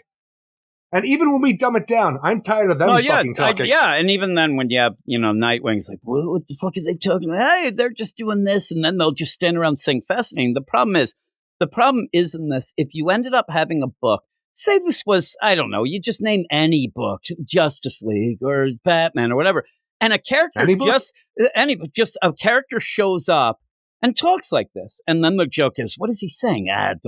The problem is this talk has been going on since the first issue of this series. Uh-huh. It's every issue. And we're issue 17. The joke doesn't work. The joke doesn't work because it's always this fucking dialogue. It's not just Dr. Occult. It's not just Inspector Pilgrim. You've had Jay and Irie talk like this. And so the joke is bullshit. The joke is nothing because you have done it. The joke's on you and us for having to read this shit. It's so bad. It is so bad. This book is just, again, we've had problems with The Flash before, and whatever. We even said back in the New 52, when we would have other podcasts, there's not a lot of podcasts left, unfortunately, Art, but there was a Flash podcast that at that point gave up. They stopped doing it because there's no way they would be dealing with this shit. But it's bad. So at the end, you're just there again. You're going to help Warlord maybe break up with his gal, who's kind of not his gal. Eclipso. I'm saying he's going with the deal. And then you end up having Jay on the moon. What we need at this point in time is to bring back Mark Waid's World's Finest thing, where we have Eclipso and the Star of, like, the Heart of Darkness thing, where you have that sister-brother angle with Bruce Gordon, who gets charged up by the sun, and they work together. That's what we need to bring back. I think what we need to do is just get Eclipso out of the fucking books for a while. I thought we were fine with it, because I really thought the Darkseid killed him, and that all in special. This is what I'm talking about. When you give people credit, like, oh, I think they're doing this or that. This is Flash is supposed to be a big book. He doesn't fucking know. He's just like, fuck it, I'm just going to do this. And then it's not even like, well, I can give it a little pass because it's an important story. It's not. And I ended up having a tweet about the idea of how little people care about this book now. for the last 3 issues until just after I did the tweet, like each issue had one review. Nobody cares. Not even user it. That nobody cares. This book is so bad. And when I put that tweet up and I said the way you can tell if a book is good or not isn't by the review scores. It's by how many or few the sites are reviewing it, because that's all about interest. That means that people have not been interested, and these other sites, we were stupid back in the day. We would review everything. It didn't matter if the review got 1 click. We would still do it because that's what we did. But these other sites aren't going to bother with something that doesn't get clicks. So they have completely bailed on this book because everybody else has. And when I put that up, I got a bunch of people responding. I'm the biggest Flash fan. I can't stand this. Like, it is at a point where nobody can stand it. At the League of Comic Book Geeks, where everything's positive, people don't know what the hell's going. This and Power Girl, people are done with. This is just not fun. It's not fun, but it also doesn't make sense in a way that it's just babbling on and on to try to feel like it's smart. It's just saying words. But what is the story? And if there is a story, if Cy Spurrier is in fact the genius of all geniuses that is telling the craziest good story ever, nobody understands it, so you fail. No. It doesn't matter if you're smart or whatever. One of the things is you are writing for a lot of different people. Some are smart, some are... You got to have a hero story, maybe being heroic, and maybe having it fun to read, not a chore. This feels like... It feels like homework every time we go. And homework in the idea of a class that I didn't sign up for. I ain't got no class. Bullshit. Like, yeah, really. I don't either. Call me when you got class. It feels like when you're in college and you have to take, I got to take an elective. I really don't want to do this. It's not even anything that you'd even be interested in. You're made to do. It just feels that way and just bad. And when you get Eclipso and it's like, yuck, bro, Eclipso, that's just like icing on the shit cake. It really is. It's so bad, but fuck it. At the end, Wally starts getting mad. How dare you assholes, keep me, where's my boy? I'm raging out. Hey. At one point, Linda's like, you fucking asshole. You're an asshole for coming here. Cloning yourself. Like clone, going on and on and on. And it's like, we've already dealt with that with Irie. Like, get out of here. Thank God Foxy is with the chick. He'd be dead. Or he'd be dead. Foxy, he'd be dead. And you just have to break off into a whole bunch of homunculi. Where's my boy? He's on the moon. To the moon, Wally, is what I need somebody to say. But yeah, I don't know. Hopefully you could just walk up to that old JLA moon base.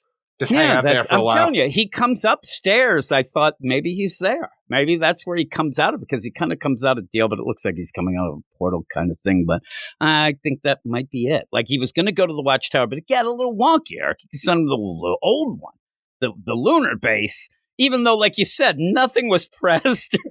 Nothing. It's just like he threw him in. I'm saying he teleported himself, and Eclipso screwed it up for Linda he screwed and up. I'm Wade. saying he cut it. Yeah.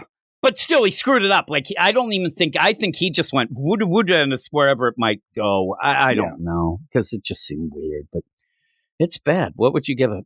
I don't mind the art in this issue, but the story is bad through and through. It just every aspect I turn the page, I'm expecting something, and it doesn't give me anything at all. 3.5 out of 10. Yeah, I'm a 3.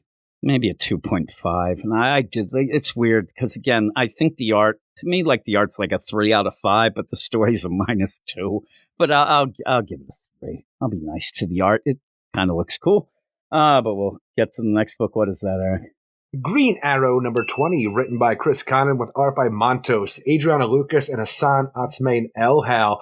And we're continuing on with the story of the Clean Water Killer. And when we start the issue up, we get to see some flashbacks of things going on with that little boy that was, found that bubbling crude outside of his school, who now is going to be dying of leukemia. And it turns out that we have the Horton Chemical who, they stashed a lot of chemicals in the ground and then sold the ground rights to property rights to people to build up neighborhoods and schools on top of it, which caused a lot of problems with people getting sick. So apparently there was a big settlement after a court hearing, and people were paid off. But old Kenny looks like he's dead, and like a lot of other people are dead as well. And it looks like by the end of this that the Clean Water Killer is not just one person, but many disgruntled people who are taken advantage of by the Horton Chemical plant. Yeah, I thought it was from the beginning. It's weird. I thought that Kenny was going to get the cement pond, but instead he gets the leukemia, Eric. He got ditched. It's weird, too, because in the previous issue, I think we both thought that like the Clean Water Killer that was found and apprehended was Kenny's mother, but in this one,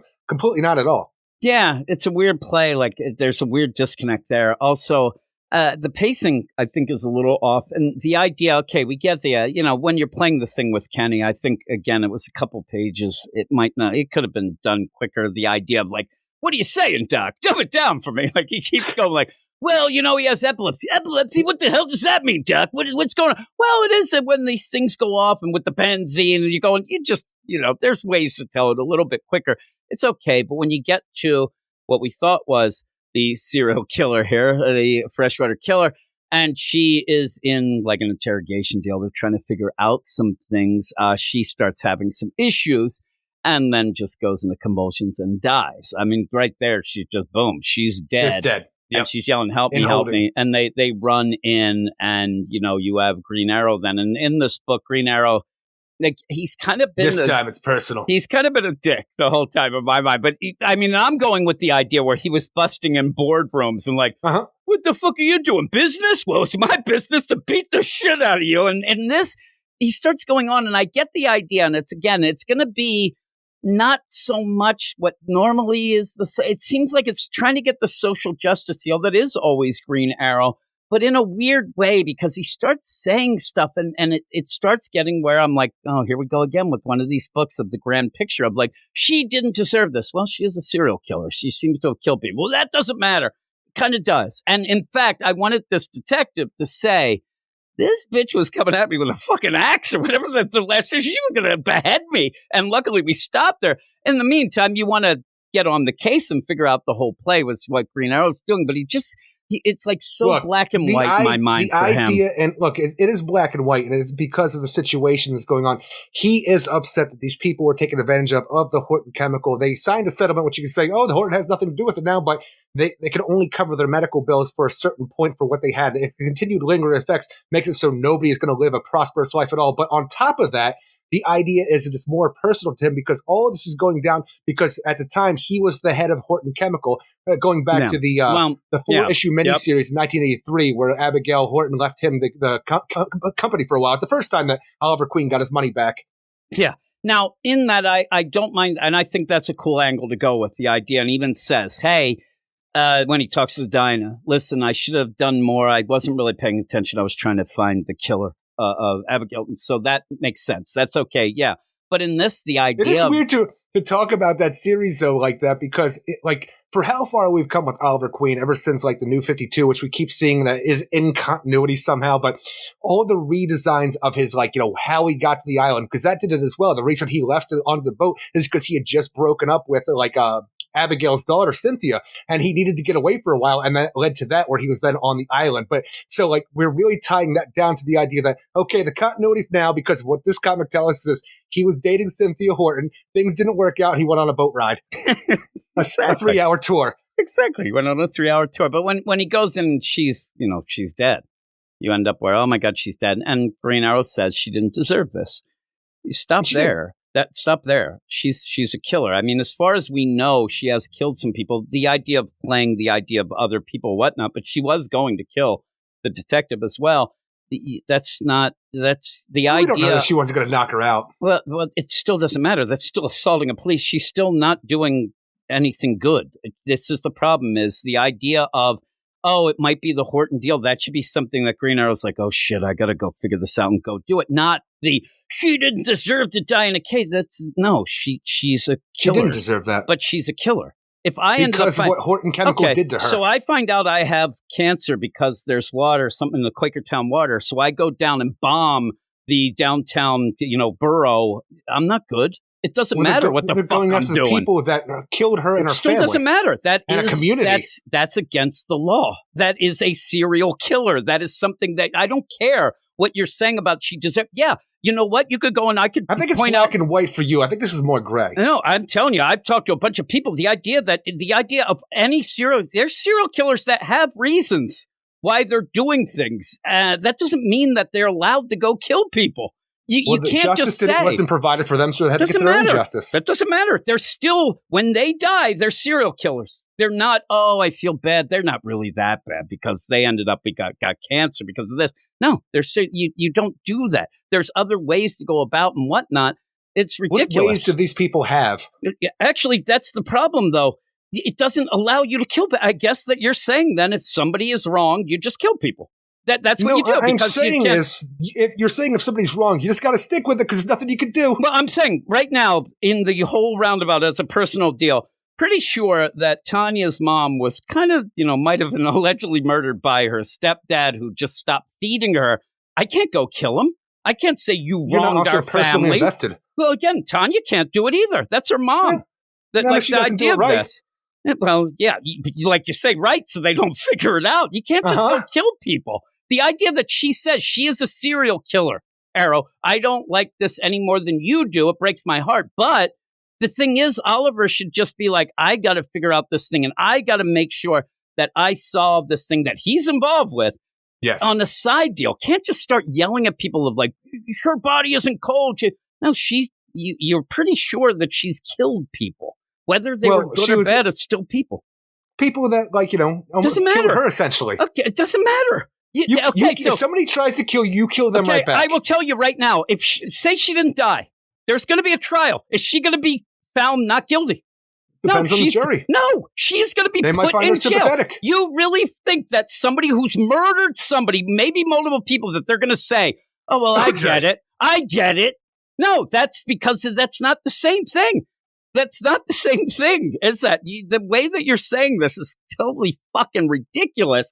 And it's so ridiculous, the idea that she's kicking things, and then the one cop goes, you know what, he's probably right. No, he isn't. You have your investigation, serial killer. If something pops up and you're going to look into other things, then fine. That would be the next thing. But no, she's a serial killer through and through, and that's all she is. We only protect the billionaires. It doesn't. No, you protect people who follow the law. And didn't protect these people. Yeah, but that's the thing. Then you look in, oh, my, I found this out. Then you open that case again. You don't say, oh, well, she's okay. It was already settled. Yeah, but they got away with it. And they took the money. This woman probably got a check. She took it. She did. She had to for her medical bills. Well, there you go. She took it. Well, there you go. Why didn't she fight it? It's the idea. Because sometimes even if she fought it, she wouldn't have been able to win because she didn't have the sources of a billionaire company. I can't wait. Like if I end up and I go out and a drunk driver hits my car and Rafe dies, I can't kill that person and get away with it later. I can't just say I'm going to now murder these 3 people who hit us. Whatever. You can't do that. And he's acting like that she's nothing. That she's fine. She ended up. He's not happy with the idea of murder, but he also feels like sympathy for her situation. Doesn't think that she deserved this. Go off and do your deal, but that's the thing. She didn't deserve what happened to her, but she's a murderer. She's a serial killer. I just don't get how anybody could read this and say, yeah, you know what? She isn't a serial killer now, and it's nothing wrong with killing people. Again, it's so black and white for a that serial it's killer. I think you have to ridiculous. Kill 3 people, and I don't know if she killed 3 people. She's here because she is a serial killer. That's what they arrested her for, and will not get a trial. And it will end up like, oh, well, she didn't actually kill. It's these other people or whatnot. But also, I'm saying by the end of this issue, we do see that there are multiple clean water killers or freshwater killers. I said that from the very beginning that I don't think it's just one person. I think because it was a whole community that was affected. Yep, and they're all going off murdering. I think they should call off the case. Let them murder. It's so. Eye for an eye. The idea, but that's not what we go with in the country. The idea of that person's bad, so we have to be worse. It doesn't work. It doesn't work. And sometimes it's sad, but the system has to go through it. If it doesn't work, that's it. You can't go be a serial killer. And I think that it's so over the top in it to just make you think, oh, look at Oliver. He made something when in fact he should be, they're coming for him next. They're coming for him next. Be coming for him next, yeah. And again, the big place he should be. And even then when he says, oh, well, so she's bad? Well, why don't you cuff me? And she's like, I should. I'm like, maybe really you should. I'm like, what are you talking about? He's a vigilante. You're only working with him because he's Justice League. And then he ends up getting this, and then the other guy's there and like, I think he's kind of right. He has a point of it's sad and whatever, but the way he goes off, like I said, it's just, well, you ended up letting her die. No, they didn't. They just came in. She was questioned and she was going to be interrogated. Just thought it was so over the top. It threw me off. He's a passionate man, Oliver Queen. He might be, but he's wrong. The idea of these are 2 separate things. This is why I said about the Batman deal where the kid steals the car. the guy's a piece of shit. Those are two separate things. The kid should be talked to at least about stealing the car, but then you deal with the other guy. This always ends up with you have to have that clear cut. Well, that person's wrong, so that person isn't. They're both. They're all. The idea that she killed somebody is just as bad as what the Horton deal did. And the one detective agrees with you. Man, no, he's saying that she's the other sympathetic. detective. I'm saying the main one that we have, she says, is fucking ridiculous. And then she's kicking things. People have different ideas of where their morals stand for the situation. I hope to God that I don't ever get involved with a detective on a case that is big with me, and they're like, well, she did the idea that Tanya ends up bumping some weird thing that down the line, you worked at Merck, so she gets killed. I'm like, what the fuck? Like that. I love that it's all on Tanya, not on you. Well, I'm saying I don't really have much of a life. But no, that's what I have to react to it. So I'm saying it has to be somebody else. Or Rafe ends up doing something. He yells at somebody on Xbox Live. That person ends up doing something, and then they kill them. I'm like, I don't know. That the idea of this should be. This is a $1 billion corporation though that poisoned an entire community of people and family. Again, you can't. And got away with it. You can't murder though. They did. Well, I'm saying, but they're wrong. You can't just then be wrong again. Like I said, then I guess when anybody asbestos in a house, but that doesn't allow you to break it more. To say I'm going to murder people because they did this to me, and then what happens then is somebody's aunt or uncle. Oh man, you killed him, and then they go kill. Everybody's killing we have the purge now. It's just not the working. People that are killing the people that are going to die without being killed. There are asbestos in our house I didn't know of. I better find out who put that in. I'm going to go kill them. I might have cancer. It just ends up. But you have to go to the doctor first to find out. You won't do that. Fuck that. I'm not going to go. You just told me I could do it. I'm just going to pretend I have cancer. I'm just going to go kill people. Plus, he makes chili. Again, when it's there, my angle, what I thought was going to be, Oliver sees as it happens. He feels bad and says, shit, I'm so much involved with this. I got to take a look at myself, but I also have to make this right. But instead, he goes 2 pages just to yell, because I think that Christopher Condon wants to say, look, social justice warrior, this is what you do. And it just does it. It plays out weird to me. It plays out the idea I feel like it plays out like Green Arrow. I don't think Green Arrow would ever say this person should doesn't deserve to die like this. She's a serial killer. She died in a way, but she's went beyond. Again, a victim also. You're no longer a victim when you murder people. That you're now in the end when they have the deal of obituary. She's a serial killer through and through. That's number one. Because you need 3 for that. You have taken. She says she's here because she's a serial killer. They've already said that she's done it, whether or not it's the deal. But she seems to have been that. When they open it up or whatever, that's what they think. Oliver thinks she's a serial killer at this moment. And he's like, no, she's barely dead. And, Well, he starts talking about the idea of this and the idea that it's the freshwater community. It seems to think that there are multiple people involved. Again, and that's the weird play too. I mean, he's there with the police, but he's just tagging along. So he's not saying, listen, come with me. I have some info to tell you, whatever. He's kind of also, whatever. He's not going to play with the police because after this outburst, he also steals their file on this so he can study up at home. I think that he's also thinking, I think I might be the one who's guilty. But that's what I wanted. I thought that the play of just seeing this, him thinking to himself, oh shit, hey, I got to go. And leaves, and we're like, what's up with him? And he's like, God damn it, I think I might have done this, and that is wrong, and I'm going to make it right, whatever. But instead, this yelling, you could play it off that he's just really pissed off because he might be involved, but it just ends up where he's really shaming this detective who just says she's a serial killer. We were there. That was my job to go get it. We found her. She was at the thing. Doesn't mention that this woman looked like she was trying to kill her.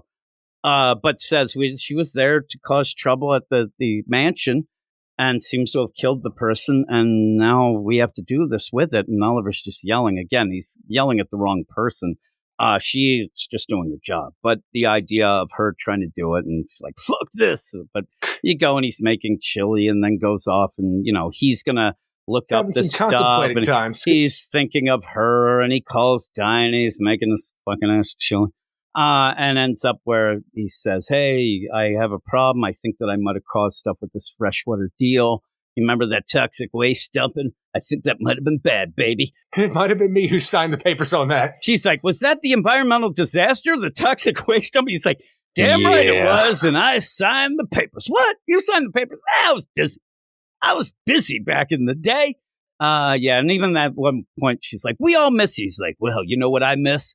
That lady that's dead because I fucked up. But yeah, and he goes and starts kicking shit on the roof. Not a lot of it happens in this issue, actually, of us yelling, or me yelling at you about murdering and things like that. But it's mostly like reflection time for Oliver Queen while he thinks about what's going on and how he's affected these people because of his misguided ways back in the day when he was just not really managing this corporation that ended up doing terrible things with his signature on the freaking button. And that's what happens. You start signing and things at the away. end, Oliver Queen has getting crept up upon in his apartment where another freshwater killer is about to kill Oliver Queen for his participation in this tragedy. I'm going to go out. I'm taking your advice.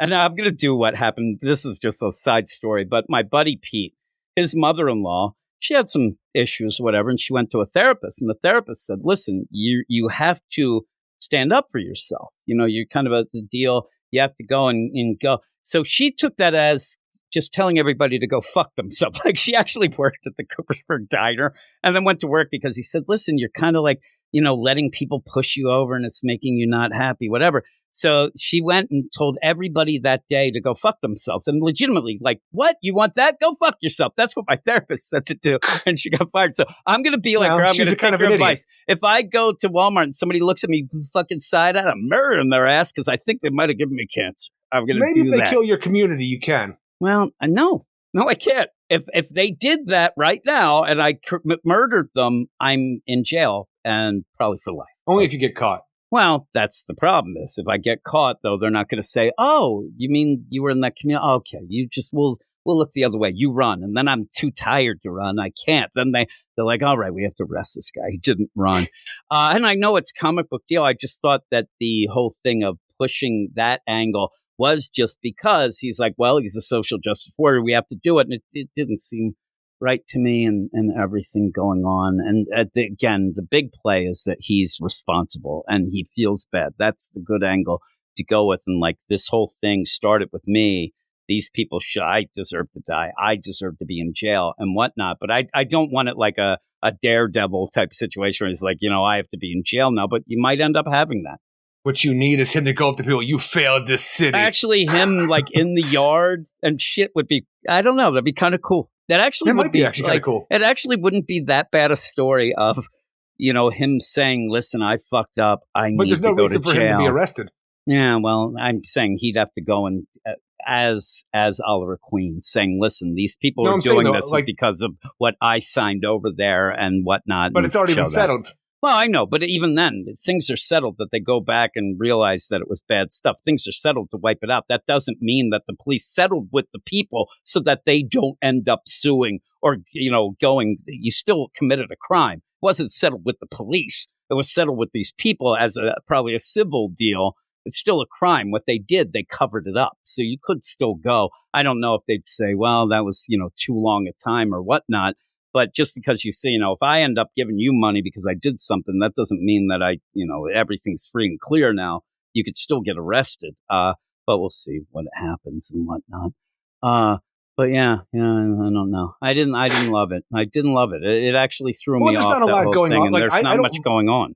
I don't mind any of the conversation Oliver Queen does because it feels like Green Arrow having his freaking mistrust of the police and how they treat people instead of treating them as they should. I'm telling you, the social justice aspect I feel is Oliver Queen in this issue. Yeah, I just don't think this is social justice. It's a weird play. I think it's beyond that, though. There's not a lot going on in the book. It's giving you some background. I like the way that we really tied it into that 1980s miniseries, but we've been dealing with that the whole time. But just not a lot outside of that. A woman dies, outcry by, Green Arrow, and then he's getting to the bottom of it and shooting some arrows, and then he's about to get attacked from behind. There's not a lot of meat on the bone to this story. I like the art enough, but I'm still going to give it a 6.3 out of 10. Yeah, and again, Chris Condon does, and the big things that I wrote, what Texas Blood and the Enfield Gang Massacre, they are Westerns. And I said this a couple times, Westerns do have a slower pacing, and maybe that's his kind of deal. He's good at that because of the slower pacing. This is a little too slow. But I also still hate the new Green Arrow costume. Yeah, I'm just saying, the idea of him not, he snaps at the detective, But again, when you read the dialogue, I swear to God, it's just that Christopher kind of needs him to get mad and say this, because he says, she's dead. She's dead. And he goes, she didn't deserve this. And then you have the detective say, what? And he goes, did you see that dossier? She didn't deserve this, to die in a cage like an animal alone. And this is what she says that triggers him. She's here because she was a serial killer, Arrow. I don't like this any more than you do. It breaks my heart. And then he's like, what the fuck? And he starts screaming like she doesn't like it either. She's not saying like, fuck that like I'm yelling more than her. I'm yelling way more than her. She's actually saying, this sucks. Like, this is bad. And I really feel bad. It breaks my heart. But then he just goes off. And it just felt like it was there because you have to have it. It's almost like the idea of you have to have Superman in the suit and the thing. Like, this is where they've been told, you got to get a little more social justice. And it just came off a little weird. And he's pointing fingers. He's yelling. But also you could take this as a way that he is taking this very personal because his involvement in it. That, but it doesn't play out that way. I want it to be like, holy shit, like I got to cover this shit up. But also realize like, I got to figure this out and make it right in a way that I don't get arrested. Even when he says, arrest me, it is a weird thing for him to say that way of like, are you talking about the shit that you saw? Are you talking about, you shouldn't even be there? And it's just a weird play. But the pacing is very slow. I like the art, but I'm a 4 out of 10. It needs to kind of tighten things up. Again, you said it. One of the biggest problems is we see, and I thought right away that it'd be a community, the idea and whatnot. But we also thought that some of those flashbacks were going to be her, but it's not. And everything's kind of convoluted in a way. And then, again, we'll for find some out. reason, like, Kenny and his mother are a big deal. But I'm sure they'll come up through because we're dealing with Kenny and his mother so much for this whole thing that, Kenny's mother might be the ringleader. I don't know. Maybe there's a ringleader, like you said. Or maybe they're like, for Kenny. Something like that. They're getting I just didn't realize how Caucasian this woman was at the end of the previous issue when we got to reveal who it was. And the weird deal, too, like, without it, like, that's the tell that I'm like, well, she's doing it because of Kenny. You're like, oh, well, she's there. She's on leave. She was a guidance counselor. It's just going to be a bunch of people. And don't at the end say, well, that particular person that we thought was a serial killer, she didn't kill anybody. It was this other guy who did it. It's a weird play. It's a little bit too, obscure what's going on. So I'm not really enjoying it overall. But that's that. So we're ending that section, but we're going to go off. We still have a couple more books. And boy, do they get interesting, Eric. I mean, that Metamorpho, can't wait. But we're going to go off to our last section of books right about now.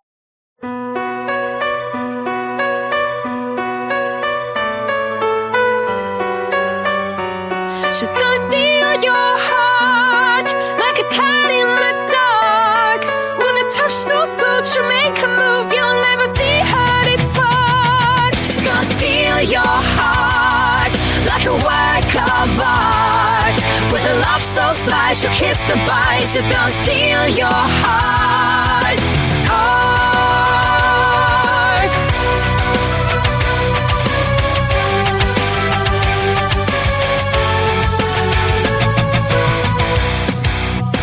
In the shadows, she takes her stand. A diamond sparkles in her hand. She's a mystery, a midnight flame, a thief of hearts, you'll know her name.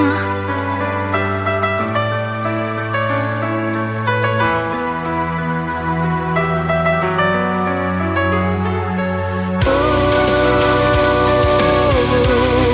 when she looks your way, you're caught in her game. There's no escape. She'll make you believe, but she's always ready to leave. Ooh.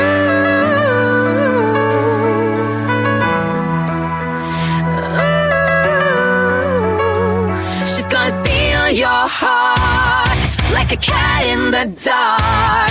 With a touch so smooth, she'll make a move you'll never see her depart. She's gonna steal your heart like a work of art. With a love so sly, she'll kiss the bite. She's gonna steal your heart.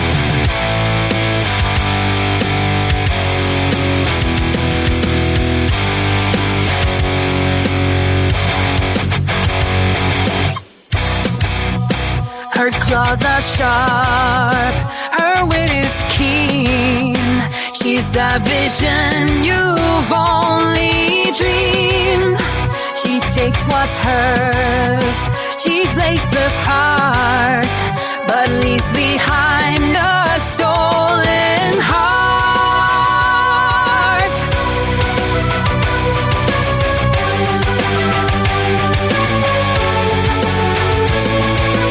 Ooh,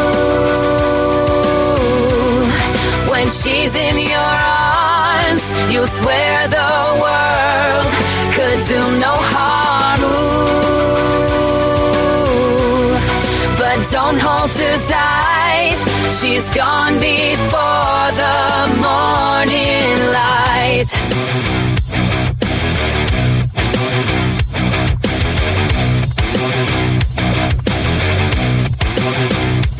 She's gonna steal your heart like a cat in the dark. With a touch so smooth, she'll make her move, you'll never see her depart. She's gonna steal your heart like a work of art. With a love so sly, she'll kiss goodbye. She's gonna steal your heart.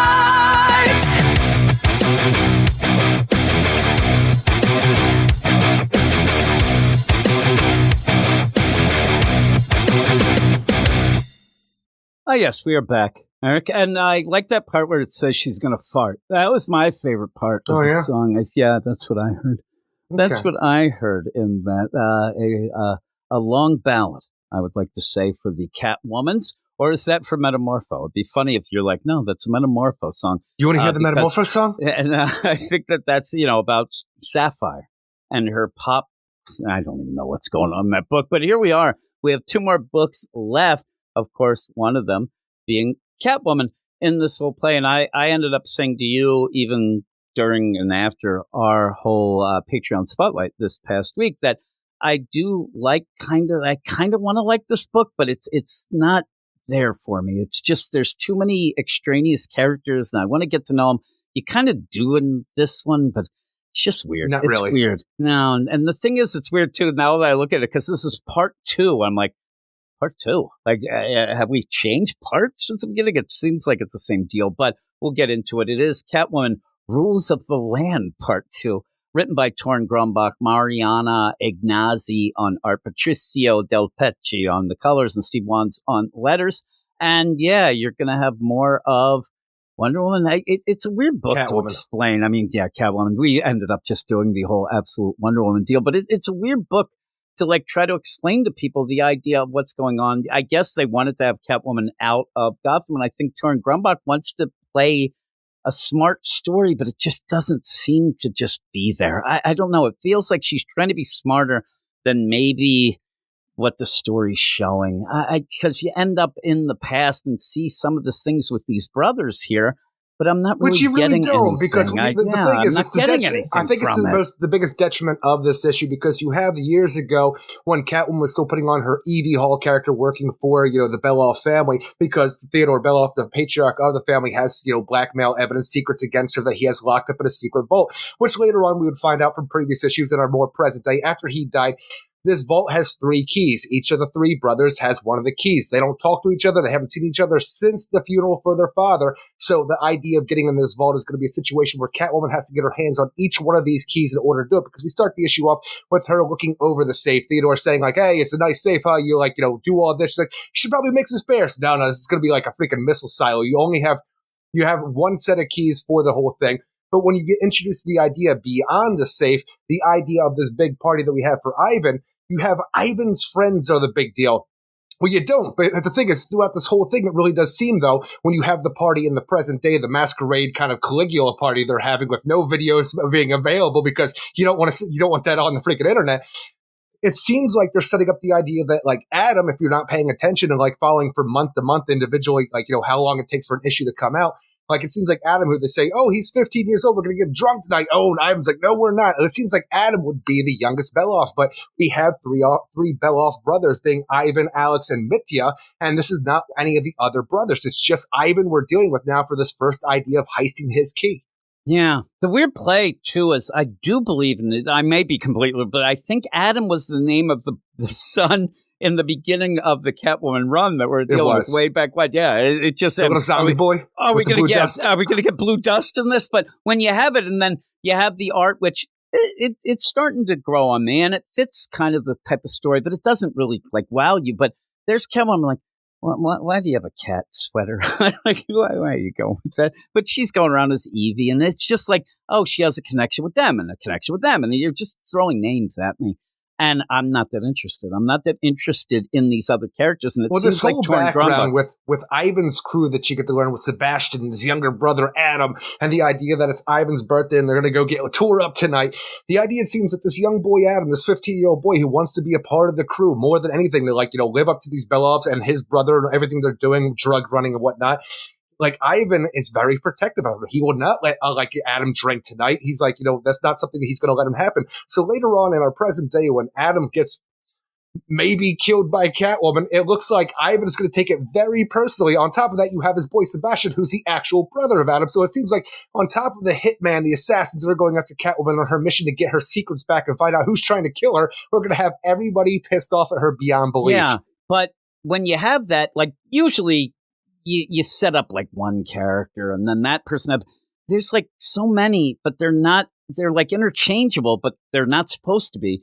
They don't really have much going on, and the whole play of this, especially through the art. I'm telling you, you look at somebody like you can barely tell who's who in the art. But even when they're just there, hey, Ivan, what's going on? Hey, you pissed me off. No, Anton, we're trying to be cool here. That's a quote. I'm like, really? Like, what are we doing? And in the meantime, there's Wonder Woman, and there might be something interesting about this, but she's trying to get her secrets out of this vault. But then she says, well, if I get rid of this one key, that kind of would do it, but not really. And then it's a scavenger hunt at this point. Yeah, and even at one point, you have like just out of nowhere, bleep.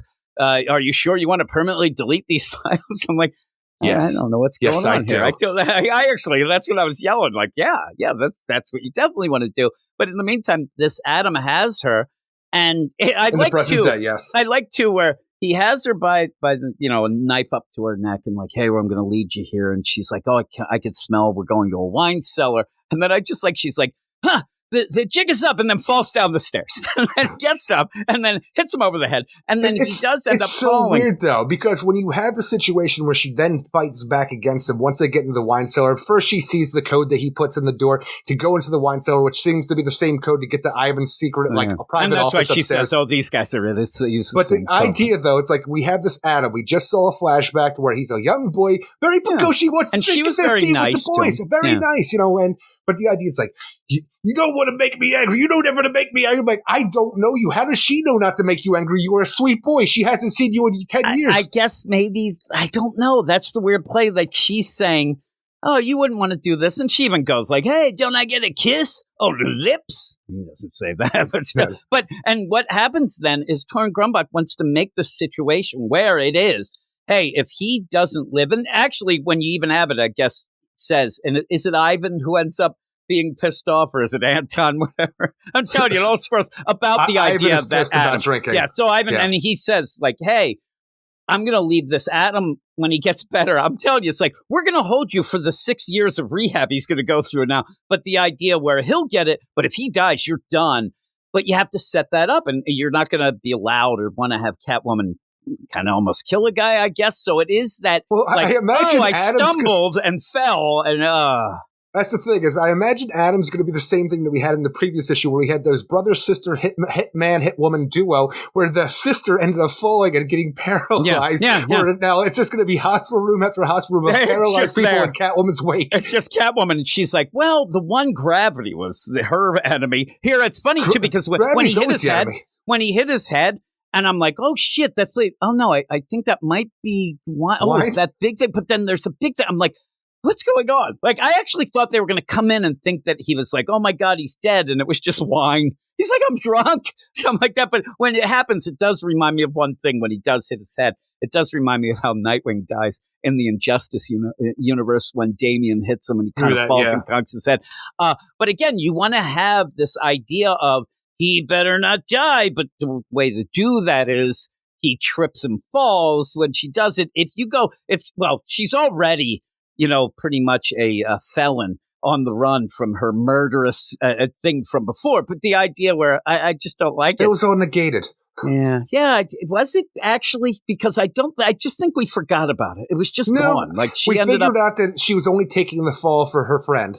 Yeah, no, when she killed what's his name, and for Batman, but still, I think that on the book, oh, Valmont. You mean? I thought you went further back. No, I'm talking about Valmont for like the 212. I'm not talking about Holly, like that, whatever the whole deal. Yeah, I'm talking about Valmont. Like that's still in the books. She's on the run, but you end up where I also like where she's at the Eyes Wide Shut party here, where I'm looking for the guy in the bunny costume, all that bullshit, right? You always are. Comes up where. I want like that to be at least something, but it is just like almost like as she comes up, oh, they're still doing their bullshit. I'll go here, up, they're still doing their bullshit. Like I wanted something, but she goes up to the office then because she hits the deal and she wants to find this key. And again, like you said, it's a scavenger hunt. So she's going through, but nothing. I think that Torn Grumbach, what she's doing, she's trying to make it fancy when I don't think it's as fancy as she thinks. And she wants to make it feel more mature. This is more, it feels like it's more important than, say, what we got with Teenie Howard. We're getting a cat through the vents and things like pushing that. Ramen noodles. But when she's not setting up characters that she's relying on and making us not care as much, but when you go in,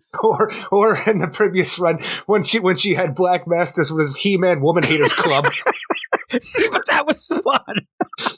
I like the He-Man Women's Haters Club. So you go in, but in that you're now in the study, and it takes too long. It does. There's a lot of nothing. Where she is in the private office of Ivan, going through everything she can, going on the computer, wondering if she has to delete this whole thing. For Ivan, Sebastian, and all his cronies to find Adam's unconscious body, thinking he's going to die. Oh my God, what are we going to do? We should call an ambulance. Well, I want to take him to the hospital. No, Sebastian, you need to stay here because we got to check every room in this house. So he's like, we're sus. We don't want to have, any authorities here. But still, we're cutting to Catwoman going through different things in an office. Exactly. It's not that interesting to the point where our main character, Ivan, I'm like, it took me I actually went back and reread it a few times because I thought for a second that these were the brothers all hanging out at a party. And then I'm like, I realized, no, wait, the brothers haven't been together since the funeral. So I had to go back and look at all of the names and realize, oh shit, no, these are just cronies that I don't give a shit about. And that's the problem. And that's the thing is, not Adam. Well, you say this because I didn't know the past brothers. I still thought they were. That's how crazy it is in that. And so that's the biggest detriment. What you get, and you could say, if somebody did say, like, oh, well, if somebody did go into an office and ended up searching through things, this is kind of realistic. That's not what people want from these scenes, right? It's boring. And that's the problem is when I'm reading it, I thought to myself, like, yeah, this is as boring as if we were just watching her do what she's supposed to be doing. You don't even have the play because at one point, you have the video screens and you have, at one point you have Selena go, naughty boy, Ivan. You don't really even know what's going on. I can't even see what's on the screen. No, and so, exactly. And I thought, what is he doing, doodles? It looked like he was like doing little doodles or something. But you have the screens there. But she doesn't even seem that concerned where she should know that they're going to be on her way. There's no tension to it because they try to build tension because you have intercut panels then where Catwoman's looking at a bookcase, and then the next panel is Ivan going up the stairs like, oh my God, she's going to get caught. And I'm like, thing is, like, I understand what you're doing, but we've already spent too much time for this scenario for when Ivan finally shows up. It's like, I'm going to set this bitch on fire, Ivan, if you don't back up. Yeah, and at one point, you're there and she's going through the books and then she's going through a desk and down in the wine cellar, it's like, no, not Adam. Not sweet Adam. What the fuck? And then, and even the little things of like, oh my God, I will call the ambulance now. No, Anton, we do not call. I'm like, come on. You have to play this out in a way that isn't like this. You have to end up making it flow and the tension has to build. At one point, you think to yourself, before any tension, you think, come on, Selena, like pick up the pace here. And it's only because you're getting bored, but it's not like, oh my God, Selena, hurry up because they're going to come up here. They're going to get you. Oh my God. No, you never even get that. The biggest thing we had going on when Adam was still conscious and maybe not paralyzed was him talking about the idea that, like, Ivan has been hysterical lately. He's been waiting for somebody to make a move against him. And it seems like one of those things we have going on in the Two-Face series right now, where there is a player in the background who is moving pieces around trying to take down the Beloff family bit by bit. And when, when Catwoman is confronted by Ivan in his private office, he doesn't recognize her as Catwoman or Evie Hall for anybody from his past. He just thinks that his brother Mitya is finally making his move against him. So there's all this tension going on for who's that. Because even with all this, you have Ivan, you have Alex, and you have Mitya. They have the three keys. Selena thinks that maybe one of them is them because everybody who they've worked with in the past, like 10 years ago, are being hit off one by one. And Selena even was trying that's to get killed. not really showed as much. Like, it's not even the idea that Selena has to figure this out quick because we haven't really seen much. Somebody found out Evie and whatnot, but nothing hits. And I was going to say the idea of the brothers and things like that, like, oh my God, I don't think it's as much like it. Two-Face wants to do, he's ridiculous. He wants to end up being a DA, and he's saying somebody's pulling the strings, whatever. In my mind, the brothers and this thing with the brothers, the tension, it's the idea of, at one point, one of these assholes is going to come after me. But and it seems like somebody else might be doing it outside of the Beloff family. I think that what he was saying was, he's been telling us that something's going to be coming down, that he's worried that something's coming down, and I never thought it'd be you. I think that it's just her. I think that it's just, that's the play. Well, that's the thing is, previously when they were on the Zoom call with their mother in the previous issue, I think it was, or 2 issues ago, they were talking about the idea that people have been getting knocked off and they want to know who it is and they want to think that one of them is doing it, but nobody comes up to it. Yeah, again, though, but I think that's been the tension since the day they stopped talking to each other. And now I think that with the time and somebody getting knocked off and whatever, I think that's when he's saying, oh my God, it must be now. I just didn't get it. And even when you say a bunch of people, I bet if you ended up anybody even reading it and quiz them like, who got knocked off, what happened, nobody would know. Because we just know that people have been knocked out. It's just people that they've worked with that they've had secrets against in the past, like the Beloff family does. And that's the problem, though, is you don't get connected to the story when you're just told random people that she might have worked with before. Susie Sinner's still alive. Yeah, and that's what I'm saying. The one person that we actually know, she's alive, so it doesn't hit. You're just told. Oh, these people were knocked off. That's what started this. But you don't really, nothing is played out. Nothing's written in a way that can even get you involved in it. Especially the idea at this point, you almost want to start saying, oh, I think it's that brother. I don't even know all their names. Look, that's how bad it is that I can't play along because there's nothing to play along with. But Selena ends up setting it up too. Like, oh, I'm going to put all these books around and things like that. I'm going to set fires and I'm going to get out of here. It's just weird. It's just not a great story. But yeah, when he comes up, he doesn't recognize her, like you said, and then ends up, and says, your master's calling you, Anton, because Anton's there. And hey, what's going on? Things are on fire. He needs the book. She got away with it. Well, that's the thing she gets away with the book and the idea, like, he thinks that she got away. Like, what did she take? Oh, she just had this thing and a book. And Ivan's like, what book? Because inside the book is where he had the secret vault, key hidden that it was belonged to him after his father died. And so she kind of punches him, scratches him, and runs. And then you end up where the Eyes Wide Shut party, they're just looking. Things are going. They better get the hell out of there. And she stole a precious egg that they had, like a Fabergé egg, some kind of golden egg that they had inside the safe as well, because Catwoman be Catwomaning. Yeah, she'd be Catwomaning, all right. And then it's like, ooh, look, cat that just showed up because they always do. There you are, a key. Oh, my God, I'm going to put on my purple wig and disappear in plain sight. I'm like, really? Like, this book just doesn't have it. In my mind, I think there's too much going on and nothing's going on at all at the same time. It's very weird. And now she's off and I don't even know what's happening. Is this the same party or she goes? This is outside. I feel like she goes and she ends up outside. What's going on outside? There's a T-Rex. There's the Bride of Frankenstein. You got a bunch of shit going on. It seems like it's what's Halloween. happening. Yeah, I don't know what's happening in this. It's crazy. Or Mardi Gras. Maybe. There's a mummy. I like the bride though. I don't know what they do in Europe. Yeah, I don't know. And maybe the Element Woman kind of looks like the one girl right there. It might be her. I don't know. I just, at the end of this book, again, I'm going to have to reset again next issue because nothing ever sinks in. The way that she's telling the story, names, people, but it just doesn't sink in. And the art might be one of the problems with it because they all look the same. But yeah, I'm telling you, the looks that you have, you don't have really a set time to really think, oh, this is what this person looks. Even when Adam shows up as an adult, you don't look at that person and say, oh, that was Adam from when he was a kid because he looks completely different. And then you don't have a good idea of what Ivan looks like. Then you got Sebastian, you got Anton, his other goons. So since you have no idea what the main baddie of this issue looks like, and he's surrounded by all these other guys, everybody's kind of swarms together, especially because they're in costume as well. And again, we have the three brothers. That's, 3 brothers. That's enough. Deal with just that. You have to keep going, but then you go veer off. We need an entourage. And then again, but not a whole issue where we still don't learn anything. And then when you have all this, I swear to God. Keys. Well, yeah, but we learned about the keys at the very beginning. It's not like, and that sets up a scavenger hunt, which we usually don't like anyway. And I just imagine that'll get us to the point where each issue that we have going forward will give us more get another information. Key. I'm saying, but it'll give us more information about each of the Beloff brothers. Yeah, but again, even in this, what did I learn? And the overall mystery. What did you learn about this? He has a key, and he's kind of mad. And he's upset that somebody's coming for him. So it's one of those things where Catwoman was under the idea that this is the idea that she can couldn't cut Ivan off the list of people who are trying to kill her. The idea until now. That Batman in a book where you don't have an issue where we got to see that he's upset because somebody's coming for him, or even if it's a villain, it's not information. They would be upset, obviously. Somebody's coming for him. But even that gets convoluted because of just bullshit. But I'd like it too if this was if I was a younger kid.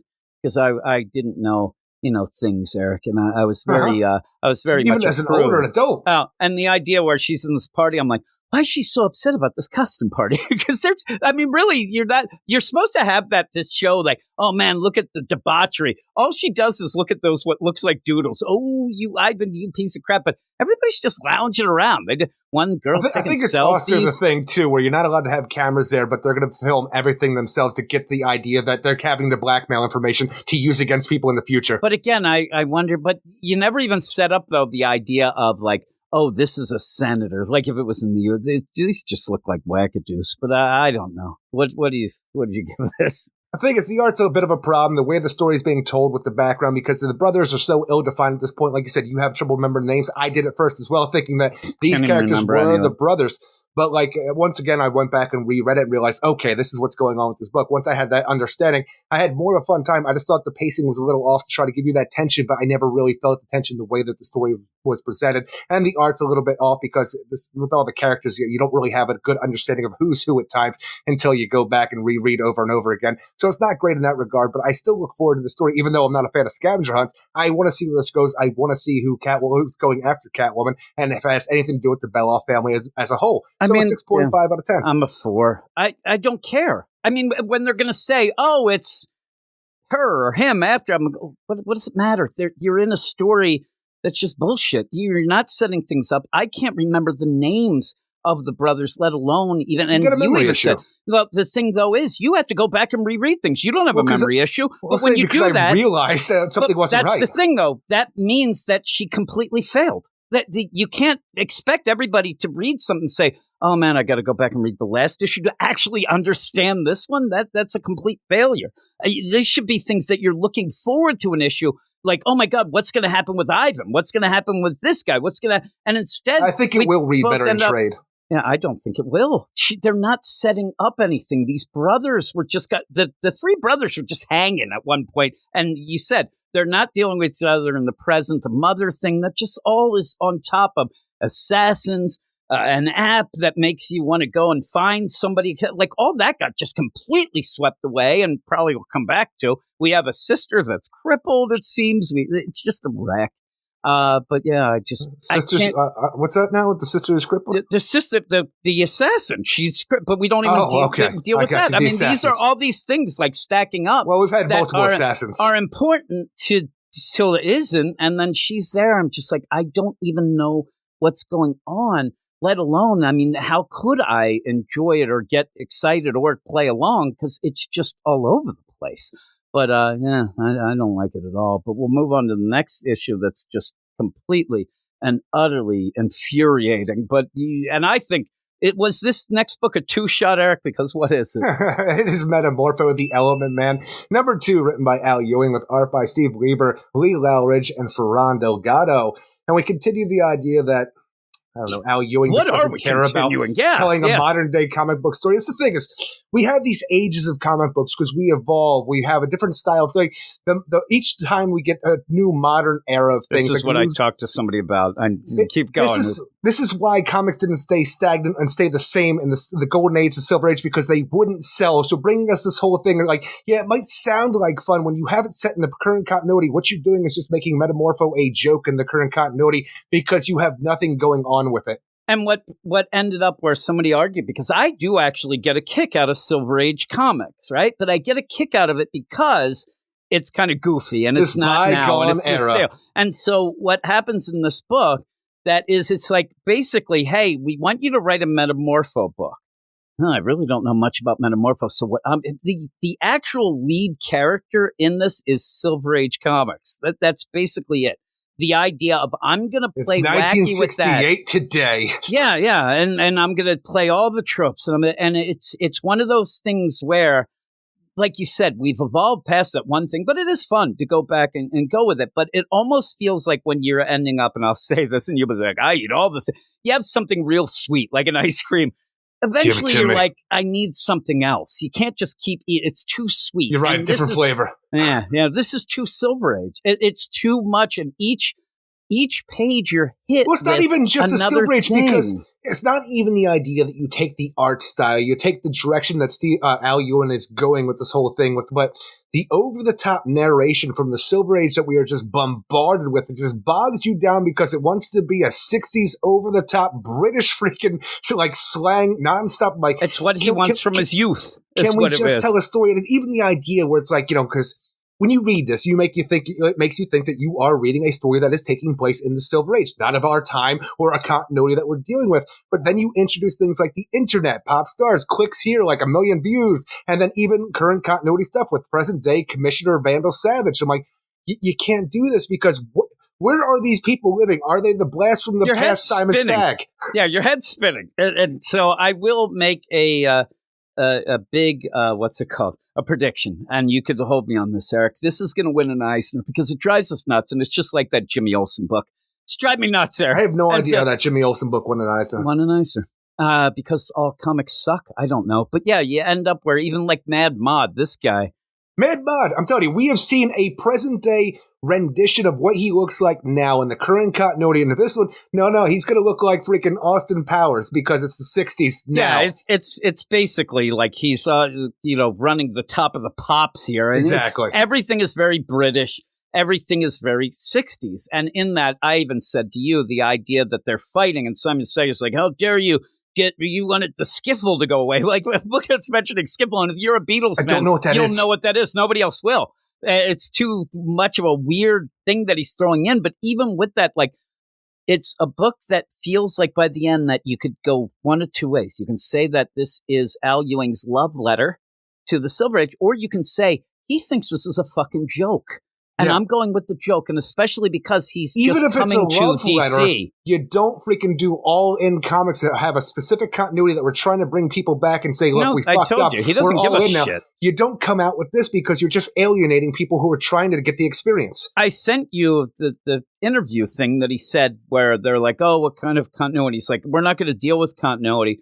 We're going to reset things because it's too convoluted and people don't know the character. But are you getting the character here? No, I'm not getting the character. When I said to you, continuity kid in town, few days. Yeah, and I was fine with the idea. That's what I'm saying, because it's Metamorpho. Like the Element Man and saying, like, we're going to like start fresh and do this whole thing. Exactly. Like, this is such a niche character, especially with him being in the new Superman movie coming out. We want to reintroduce him. No prior continuity. We're just going to show everything here. And, like, what you did here is just this nonsense thing. The best thing you have going on in the background is I get to know that Shade is still operating. Agents of Shade is still out there. Freaking Father Time is still running that Eric, bitch. I am telling you right now, and first up, again, me and you. And Urania is a part of it. When me and you talked this week on the Patreon Spotlight, that was where we talked Black Lightning, right? Was that this week or was that last week? I can't even remember. But when I freak out about Black Lightning and say the idea of the deal, it was we were talking about. No, it was yesterday that we did the Spotlight, and it was a week ago that we did the Black Lightning one.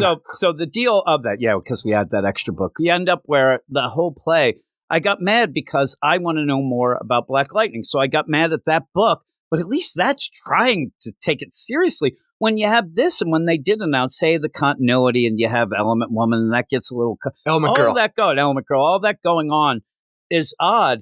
But where you were fine, but I'm telling you, I'm not going with shade.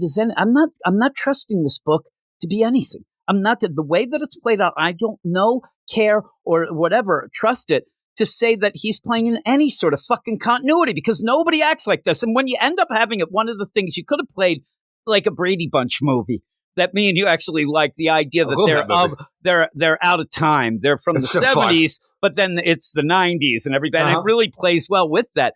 But when you go to people in this book that aren't the main characters and they're just the same, you're like, no, this book's and fun. All of the people with the freaking pops and like even the idea, it's like, the internet was around like our current day internet, how you'd expect it to be with YouTube and TikToks and all that stuff, how it would be in 1968. So a present day 1968 situation like that is so weird to do because we were dealing with the idea in this that for some reason, Sapphire Stagg, she's an internet sensation. She's a freaking pop diva, but now her like reign of the internet is getting taken down by a new pop diva, Sugar Sweet. And for some reason, Simon Stagg, with all the resources in the world, with like a big no good Nick in the DC universe, he is spending his time and resources to build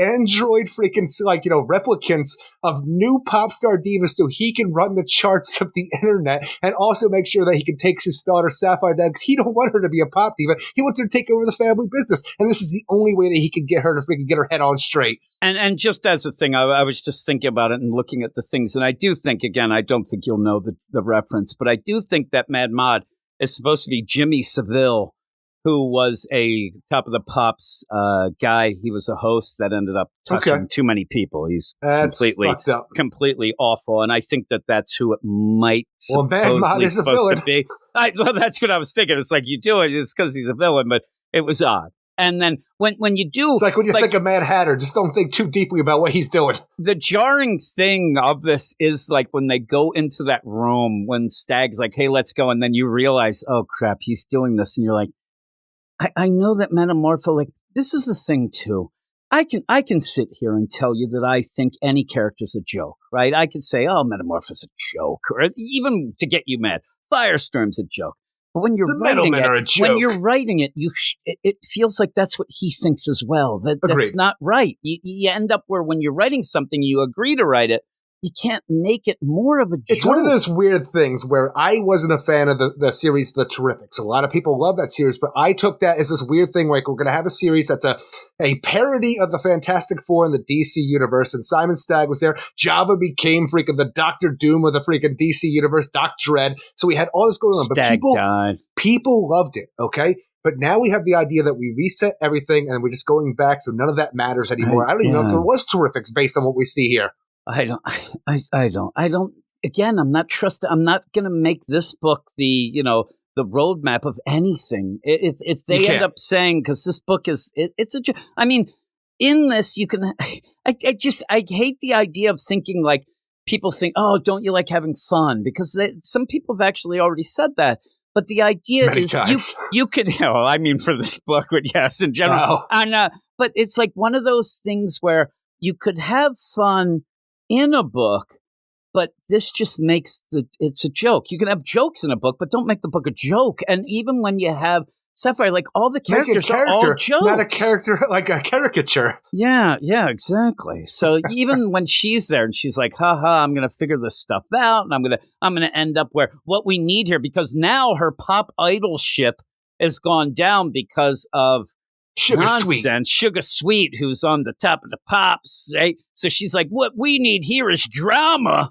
Need all this drama. It doesn't even seem like it even fits into what she's trying to do. Like suddenly this pops in this Big Brother or something. We have the idea that Mad Mod has this algorithm. He has all of Simon Stagg's robotics and money at his disposal to build these replicant pop divas and program them with the algorithms of the internet, with what the kids are really looking for on the internet. And after Sapphire is pissed off because her and Urania, the Element Girl, have a kind of a fight, a little like argument going on about what they need to do, what Rex needs to do. She finds the security footage of that and uploads it to the internet on her account, and everybody loves this whole freaking drama that's like going on Sapphire Stagg like a TikTok account against this Element Girl, and now the algorithm's going wild because so it starts building a sugar sweet replicant with all of this freaking laser technology and weapons from Stag Enterprise because she needs to create the drama to outdo Sapphire Stag's drama. So now what she needs to do, all battled up now, yesterday girl is what she calls herself. She needs to go and kill Rex Mason and the Element Girl.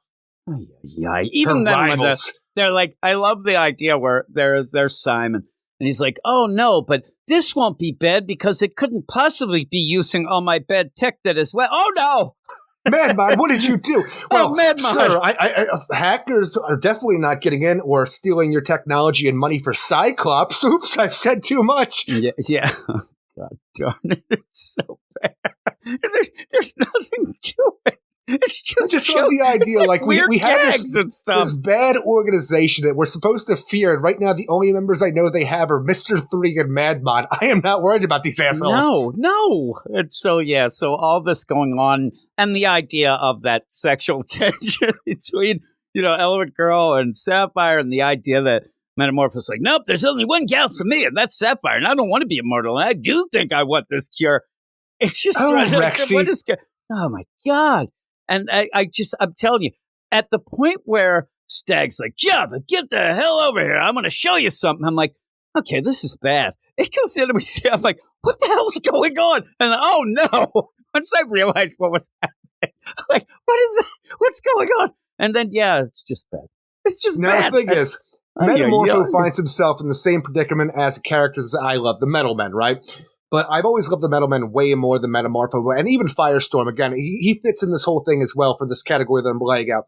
They have a situation where they really want to go into the science of things and tell you what elements are and the freaking the formula for them in order for the characters to do anything. Yeah. This again, we do this in Metal Men, Firestorm, and Metamorpho is going heavy with this, which is a detriment to the book because even though I love those other characters, I hate when they start going into this heavy, and Metamorpho is going with heavy with not only him, but Element Girl as well, with the gases and the different elements that they can make their bodies into and the formulas they need to know in order to transform their bodies into these things and the chemical reactions that you get from these things. Isn't it the weird thing about it is the idea where he doesn't want to take anything seriously, but then that's what he goes with, and then that kind of pulls the brakes on everything.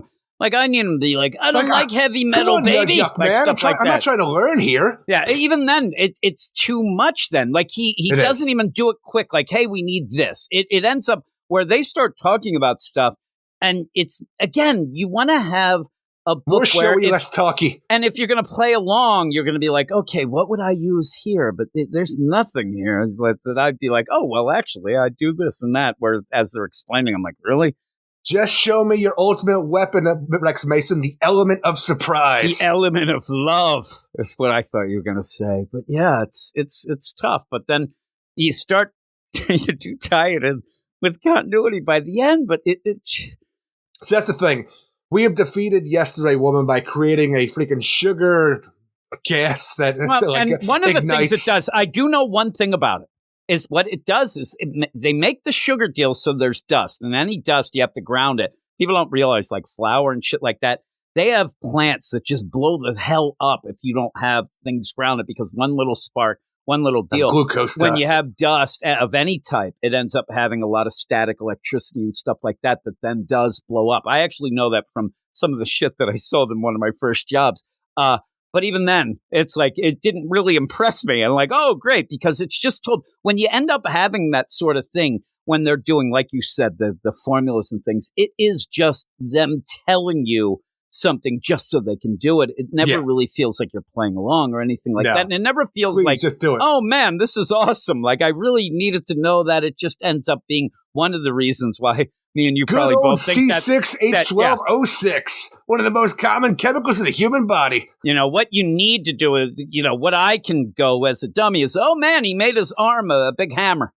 I get that. Or even when he had a titanium shield. Yeah. Like, cool. Okay, I got that. That's cool. Stick with that, right? But no, when they start going, oh my God, even that, it's like, worldwide bakeries need ventilation. oh no, the sugar dust mixes with air in a confined space. It's a lot more explosive than dynamite. So all it takes is, I'm like, come on now. And as we're doing this too, because the thing is, we saw Rex Mason shot with the laser that Yesterday Woman has now, and it really fucked up his molecules. He's like, I can't take too many more hits of this because it will turn you and me into chemical, goo.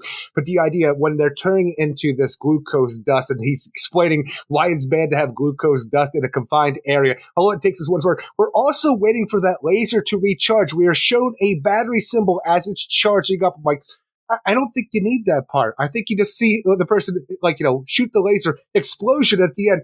For us, an explosion is just another chemical reaction. Glucose into carbon residue takes it out of an element duo, but we'll live. I am happy, though, because they did use one of my favorite lines of all time. You've actually said it already, but it is my favorite all-time line that I love it every time. Good old C6H1206. Like, I love it when they say that. So, even that, what? Please stop. This is just not good. And I know I dare myself to look at the review scores for this, because this does seem like a book that is one of those that people will be like, it's going to be the greatest thing. 9.5. Yep. 9.5, Eric. One review. There I'm waiting, one review. You actually, it's Geek Dad. You pointed something out to me as I was just commiserating the fact that this is in continuity of Commissioner Vandal Savage, because after we defeat Yesterday Woman, everything goes back to normal, but because of Sapphire's freaking pop diva-ness, Rex Mason, he's had enough. He's leaving the compound, whether Stag has a cure for him or not. And in the epilogue of the story, we have Mad Mod get a hold of Commissioner Vandal Savage over there in Gotham because he needs a place to lay low because the heat's getting too high now that he's been outed as a Cyclops agent. And it seems that Vandal Savage knows about Cyclops well, is a part of Cyclops possibly. But he's like, look, I got a vacation house over in Santa Prisca. You go lie low over there. And you know what? Old Commissioner Vandal Savage is due for some vacation days himself. And I'm going to go meet up with my old pal Jabba and have a little one-on-one. So you even brought up to me the idea that he's going to screw up the continuity where Vandal Savage can't leave the freaking confines of Gotham City because of the stupid the Lazarus explosion that we had with his asteroid. Yeah. The only reason we have Vandal Savage as commissioner in the Batman book, and I swear, if Al Ewing has him leave Gotham City in the next issue, I'm going to lose my goddamn mind because you are ruining other things on top of making this joke a book. This book a joke. And then he's like, I need this. I love where I get upset about pictures of things like the frame picture of what's her name of Raven and Last Titans, but this one is hey, give me that picture of Jabba eating the Charleston Chew.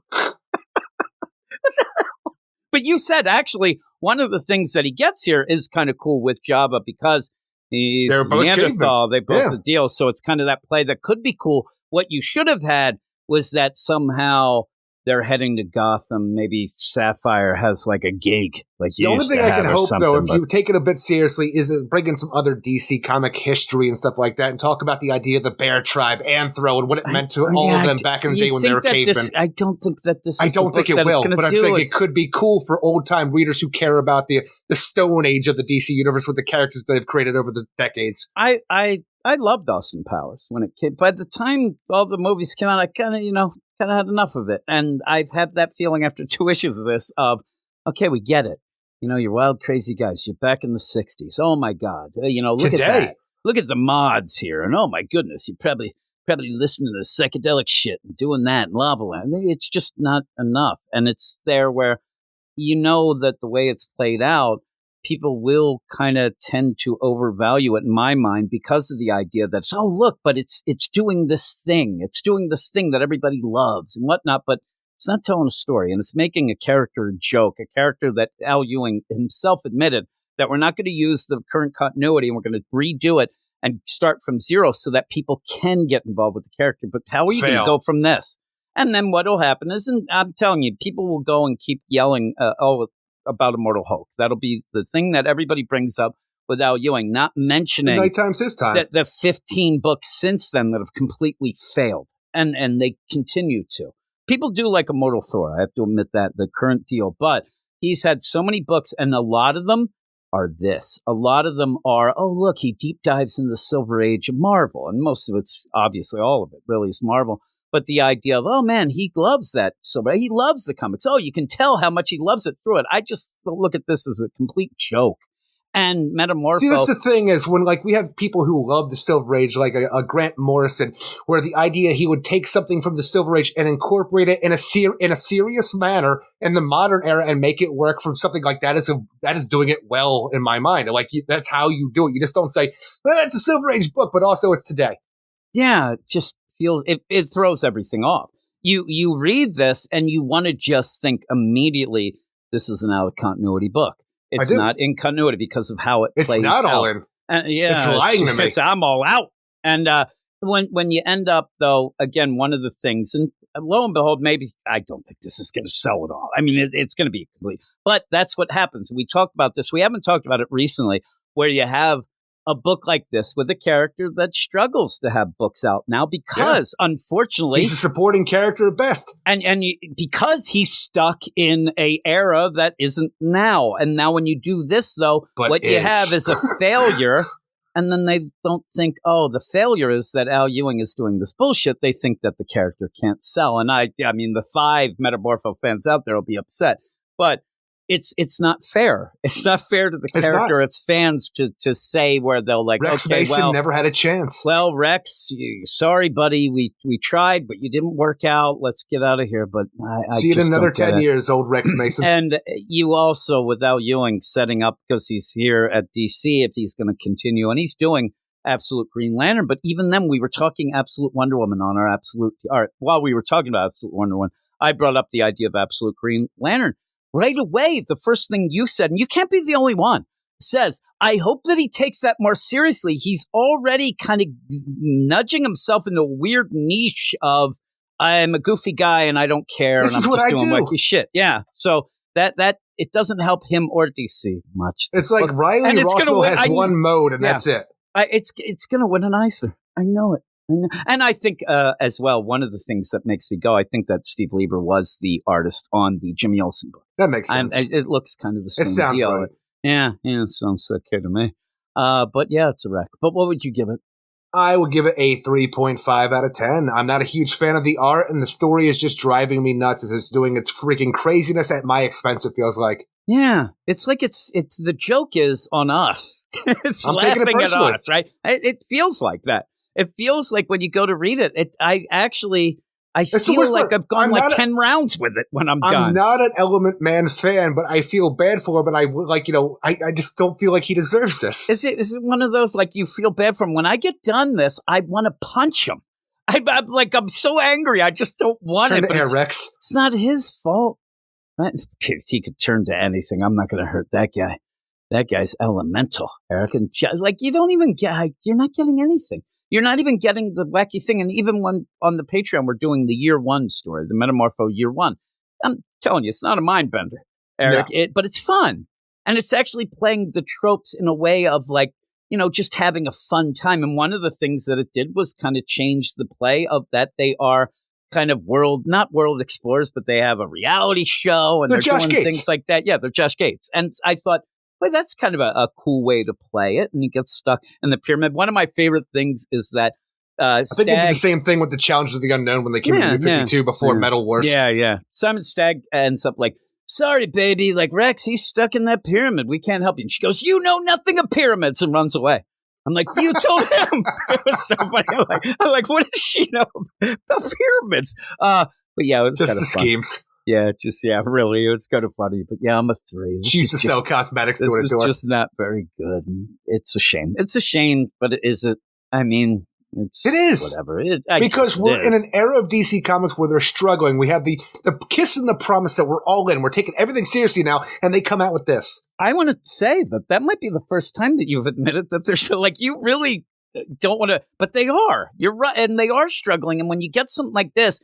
And even stuff, and again, people are going to like things, not like things for whatever reasons or whatever.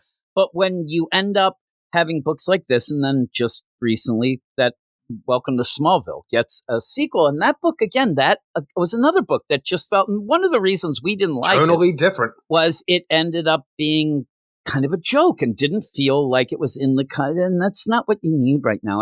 That's why I said at one point, and you kind of, made fun of me. But the idea of like going basic. Like, let's get all the big heroes. I ended up saying like the members of the Justice League, but let's get everything solid, unlimited, and then get everybody back. Get everybody, hey man, this is great. This like it was Jim, at the beginning of Rebirth. Look, and there's Ryan Choi, there's Ray Palmer, there's Captain Atom. We're having all the members of the Justice League. and just the book's like, hey, everybody, I'm so excited about All In, the Atom Project. I've been waiting. Renee Montoya. Yeah, Renee Montoya, the question up there. I did see the solicit for that, the last issue. And the solicit's like, now that the Watchtower's fallen to pieces, I'm like, what the hell is going on here? Like, the Watchtower, the question up there, because without her, shit would have been fucking terrible. That is true. Would have fallen apart earlier. But what are we going to do against the cyborg Superman? That's not on her. What's she going to do? Yeah, that is true. It's a little big. But not Tetracide big, Eric. What she needs to do is get a big sword. But that is it. An even bigger sword. What is your book of the week? My book of the week is Superman number 22. Mine is Detective Comics, I believe. Detective Comics. And also, though, I will point out that people, if you haven't been reading Absolute Wonder Woman, you should give that a chance, especially if it's somebody like, oh, I heard it was Would you bad give or Absolute Wonder Woman? I believe I gave that as same as you, a 7. And okay, what did you give Detective Comics? I thought I gave it a 7.5, but I might have given it a 7 as well. But still, you have to pick one. I hate having multiple deals, but it was one of the deals. It's close, so I'll say put both of those in there. But I do think that people should check out Absolute Wonder Woman, especially, like I said, if you read it and you don't like it, that's fine. But if you haven't been reading it because you heard it was bad or you saw some video or whatever, give it a chance and see if you like it. Kind of that's the positivity of 2025. Give it a chance. Hate things with your own mind. Is that positive? I don't know. But the idea, there's so many people just pish-poshing stuff, and most of them aren't even reading it themselves. So don't trust anybody but Eric. That's what I say. But here we are. We have couple books next week, and lo and behold, we didn't even mention at the beginning of the show, next week is a annuals week. It's a fifth week of comics at DC Comics. They have an annuals week, and that means it's very low. We're going to have a Patreon only show. So if you're going to wonder where we are next week, we are doing a show, but it's Patreon only. You can go and listen to that for as low as $1 and that's it for a whole month, and that's at patreon.com/weirdscience, or you can even take advantage of the weekly or 1 week free trial and check it out. But hopefully check out a bunch of other things, because each and every week we do a spotlight, usually, of 2 books. We talk about it all the time, but when we do a Patreon only week, we don't do the spotlight because there's usually not a lot of books, and that is the case here. We don't have a ton of books. We have all the books in one show for the Patreons. Yep. DC Power, Rise of the Power Company. Josiah Power getting a team together. Oh, that Black Lightning's doing stuff. And it's moving forward. Seems like Jace Fox, Batman's going to be involved eventually in that, and you'll have that. So it's kind of I still say it's an anthology. You say it's not quite, but it's more of a focused anthology. It's an anthology with a theme. We're dealing with stories that come out of not only Absolute Power, but Black Lightning. Yeah, I think that's more just out of Absolute Power anyway. Was never going to happen. Well, that's the thing. I don't think it's anything but another Force deal. You end up having stories come about Absolute Power. We'll never see this stuff again. Oh, we won't. We'll have it here in this deal, and then a one-shot, it'll all disappear. Because what happens when everybody gets their powers back? Then there's not really any reason for it. There's no reason to have. People can still fear metahumans. Yeah, but the problem is they're really centering on the idea that powers are wonky and going over the top. The thing is, all it is just X-Men shit that doesn't really fit. And so I getting a new power company out of the situation disappears. This shit is going to sell like nothing. Not hotcakes. What's it? Cold cakes, I think. But we'll see. We'll see. Code cakes. Again, we'll see how many. There'll be reviews for it because there's not many books, but I don't think anybody's buying it. There's also DC's Lex in the City, #1, but we're not going to be talking about that. No. That's more of an anthology. That is just goofball. And sounds awful. Yeah, it just sounds awful. Even in the cover, it's Lex Luthor getting splashed by a bus. That's, oh no, it's so crazy. And reading these things in these anthologies, it really is a who's who. And I say that as who? Who? That's the who's who, because I don't recognize half of the names except on for them. Sina Grace. We'll end up, and that's something I don't want to recognize because we got in a fight one time. But yeah, that's on the Lex in the City. I don't really recognize some of the names on the DC Power, Rise of the Power Company, but you have Brandon Thomas, who's doing the Black Lightning book that I don't like, and also a return of, what's their name? Vita Ayala, who not many people like, doesn't really sell books. But we also have Green Lantern number 19, kind of the crazy, like, deal there. Like, hey, we have all these anthologies and things, and boom, Green Lantern number 19. But we have that. That's pretty cool. People are enjoying the Jeremy Adams stuff. I still wish that you had something special for the Kyle Rayner. But me as well. So we'll see. And that's the other thing too. When I was, people were yelling about like Alan Scott and things like that. That's the problem when you have so many Earth Lanterns. You do have to do something to kind of separate some of them and whatnot. But Kyle Rayner, he doesn't have it. He doesn't have it, Eric. But Superman Lex Luthor had it for special. so long. Yeah, he did. But he had it so long when there was no other ones around. But when everybody comes back, he's kind of left in the dust. Superman Lex Luthor special number 1. What's going to happen with Lex Luthor, Jim? We're saying that's the problem. Jason Todd, he has the problem where he should have a lot going on, but because you have to go with the trope of, oh, look at the bad boy that nobody likes, you just don't evolve because that's his thing, and that's a bad thing as well. But Superman Lex Luthor special number 1 seems like it's going to bring him back to the fold of remembering shit and maybe going bad, which is hopefully a shame. Not. But we say that. We say hopefully not, and people are grinding their teeth because it seems like we're the only ones who like good Lex. Oh, I agree. But yeah, but I do like it. I like seeing that side of him. But yeah, it's done. It's going to be done. It's a shame. So we'll see if they mention anything about Doomsday. Just another year where Lex Luthor goes good, only to become evil again. Yeah. And then when it does end up happening, me and you both end up wanting more good because you don't really do much with him. No. Like he's always like just getting started or just showing. And then off it goes. It's like, why you're bad now, Lex, but you were hardly good. Like we want more of that. Or go with the idea of, you know what? I remember all the shit, and I kind of think that I'm kind of lame as good, but I don't want to be that bad. Kind of a new Lex, the middle of the road Lex, right? Mid Lex, we'll call him. I just want him to be like, well, I'll do nefarious things, but for the good, and not just what he thinks is good, but doing that, I don't know. They always just go full out, and then he's like cackling and doing crazy shit. Like it makes it seem... what was the last time? Like, I'm Super Lex. Oh, freaking Superman keeps snubbing me. I'm going to become the apex predator and unleash the mother of creation. I'm going to destroy Earth and the universe. Like, it's like, what? I was good for a second. I better make up for this shit. And went to... yeah, it's a shame. It's a shame because we love Lex. And I do think, though, and people might disagree, when you get good Lex...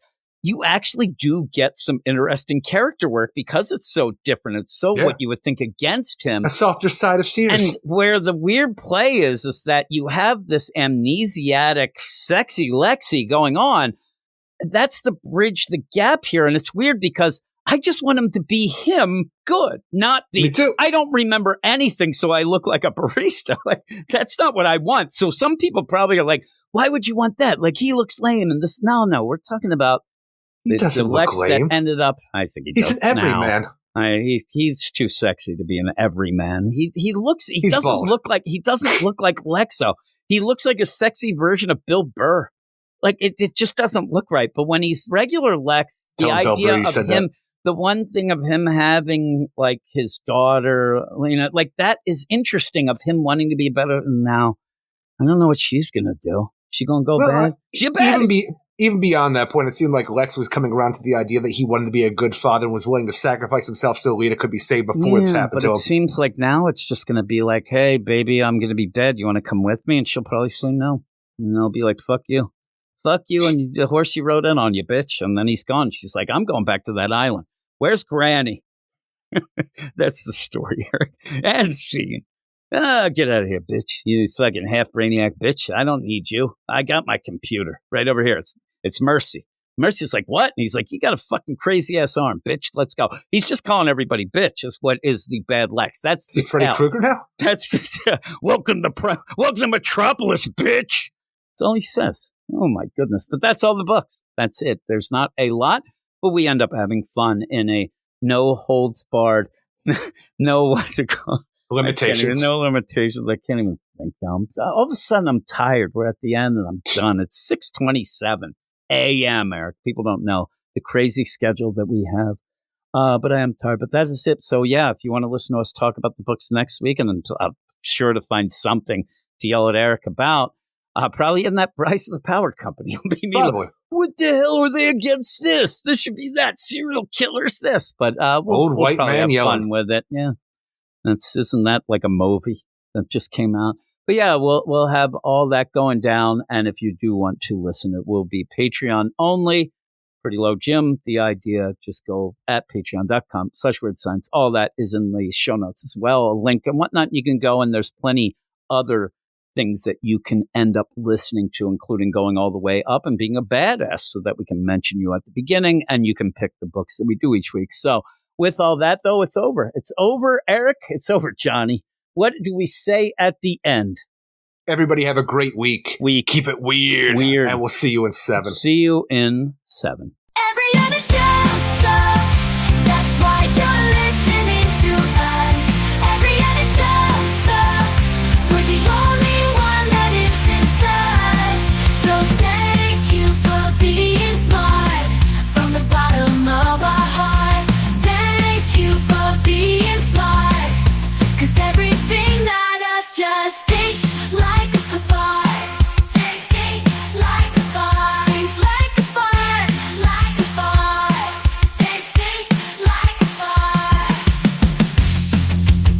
Let's go! 2, 3, 4, 5. Eric has read comics most of his life. 9, 8, 7, 6. Jim can really act like a shut your mouth. Every other show.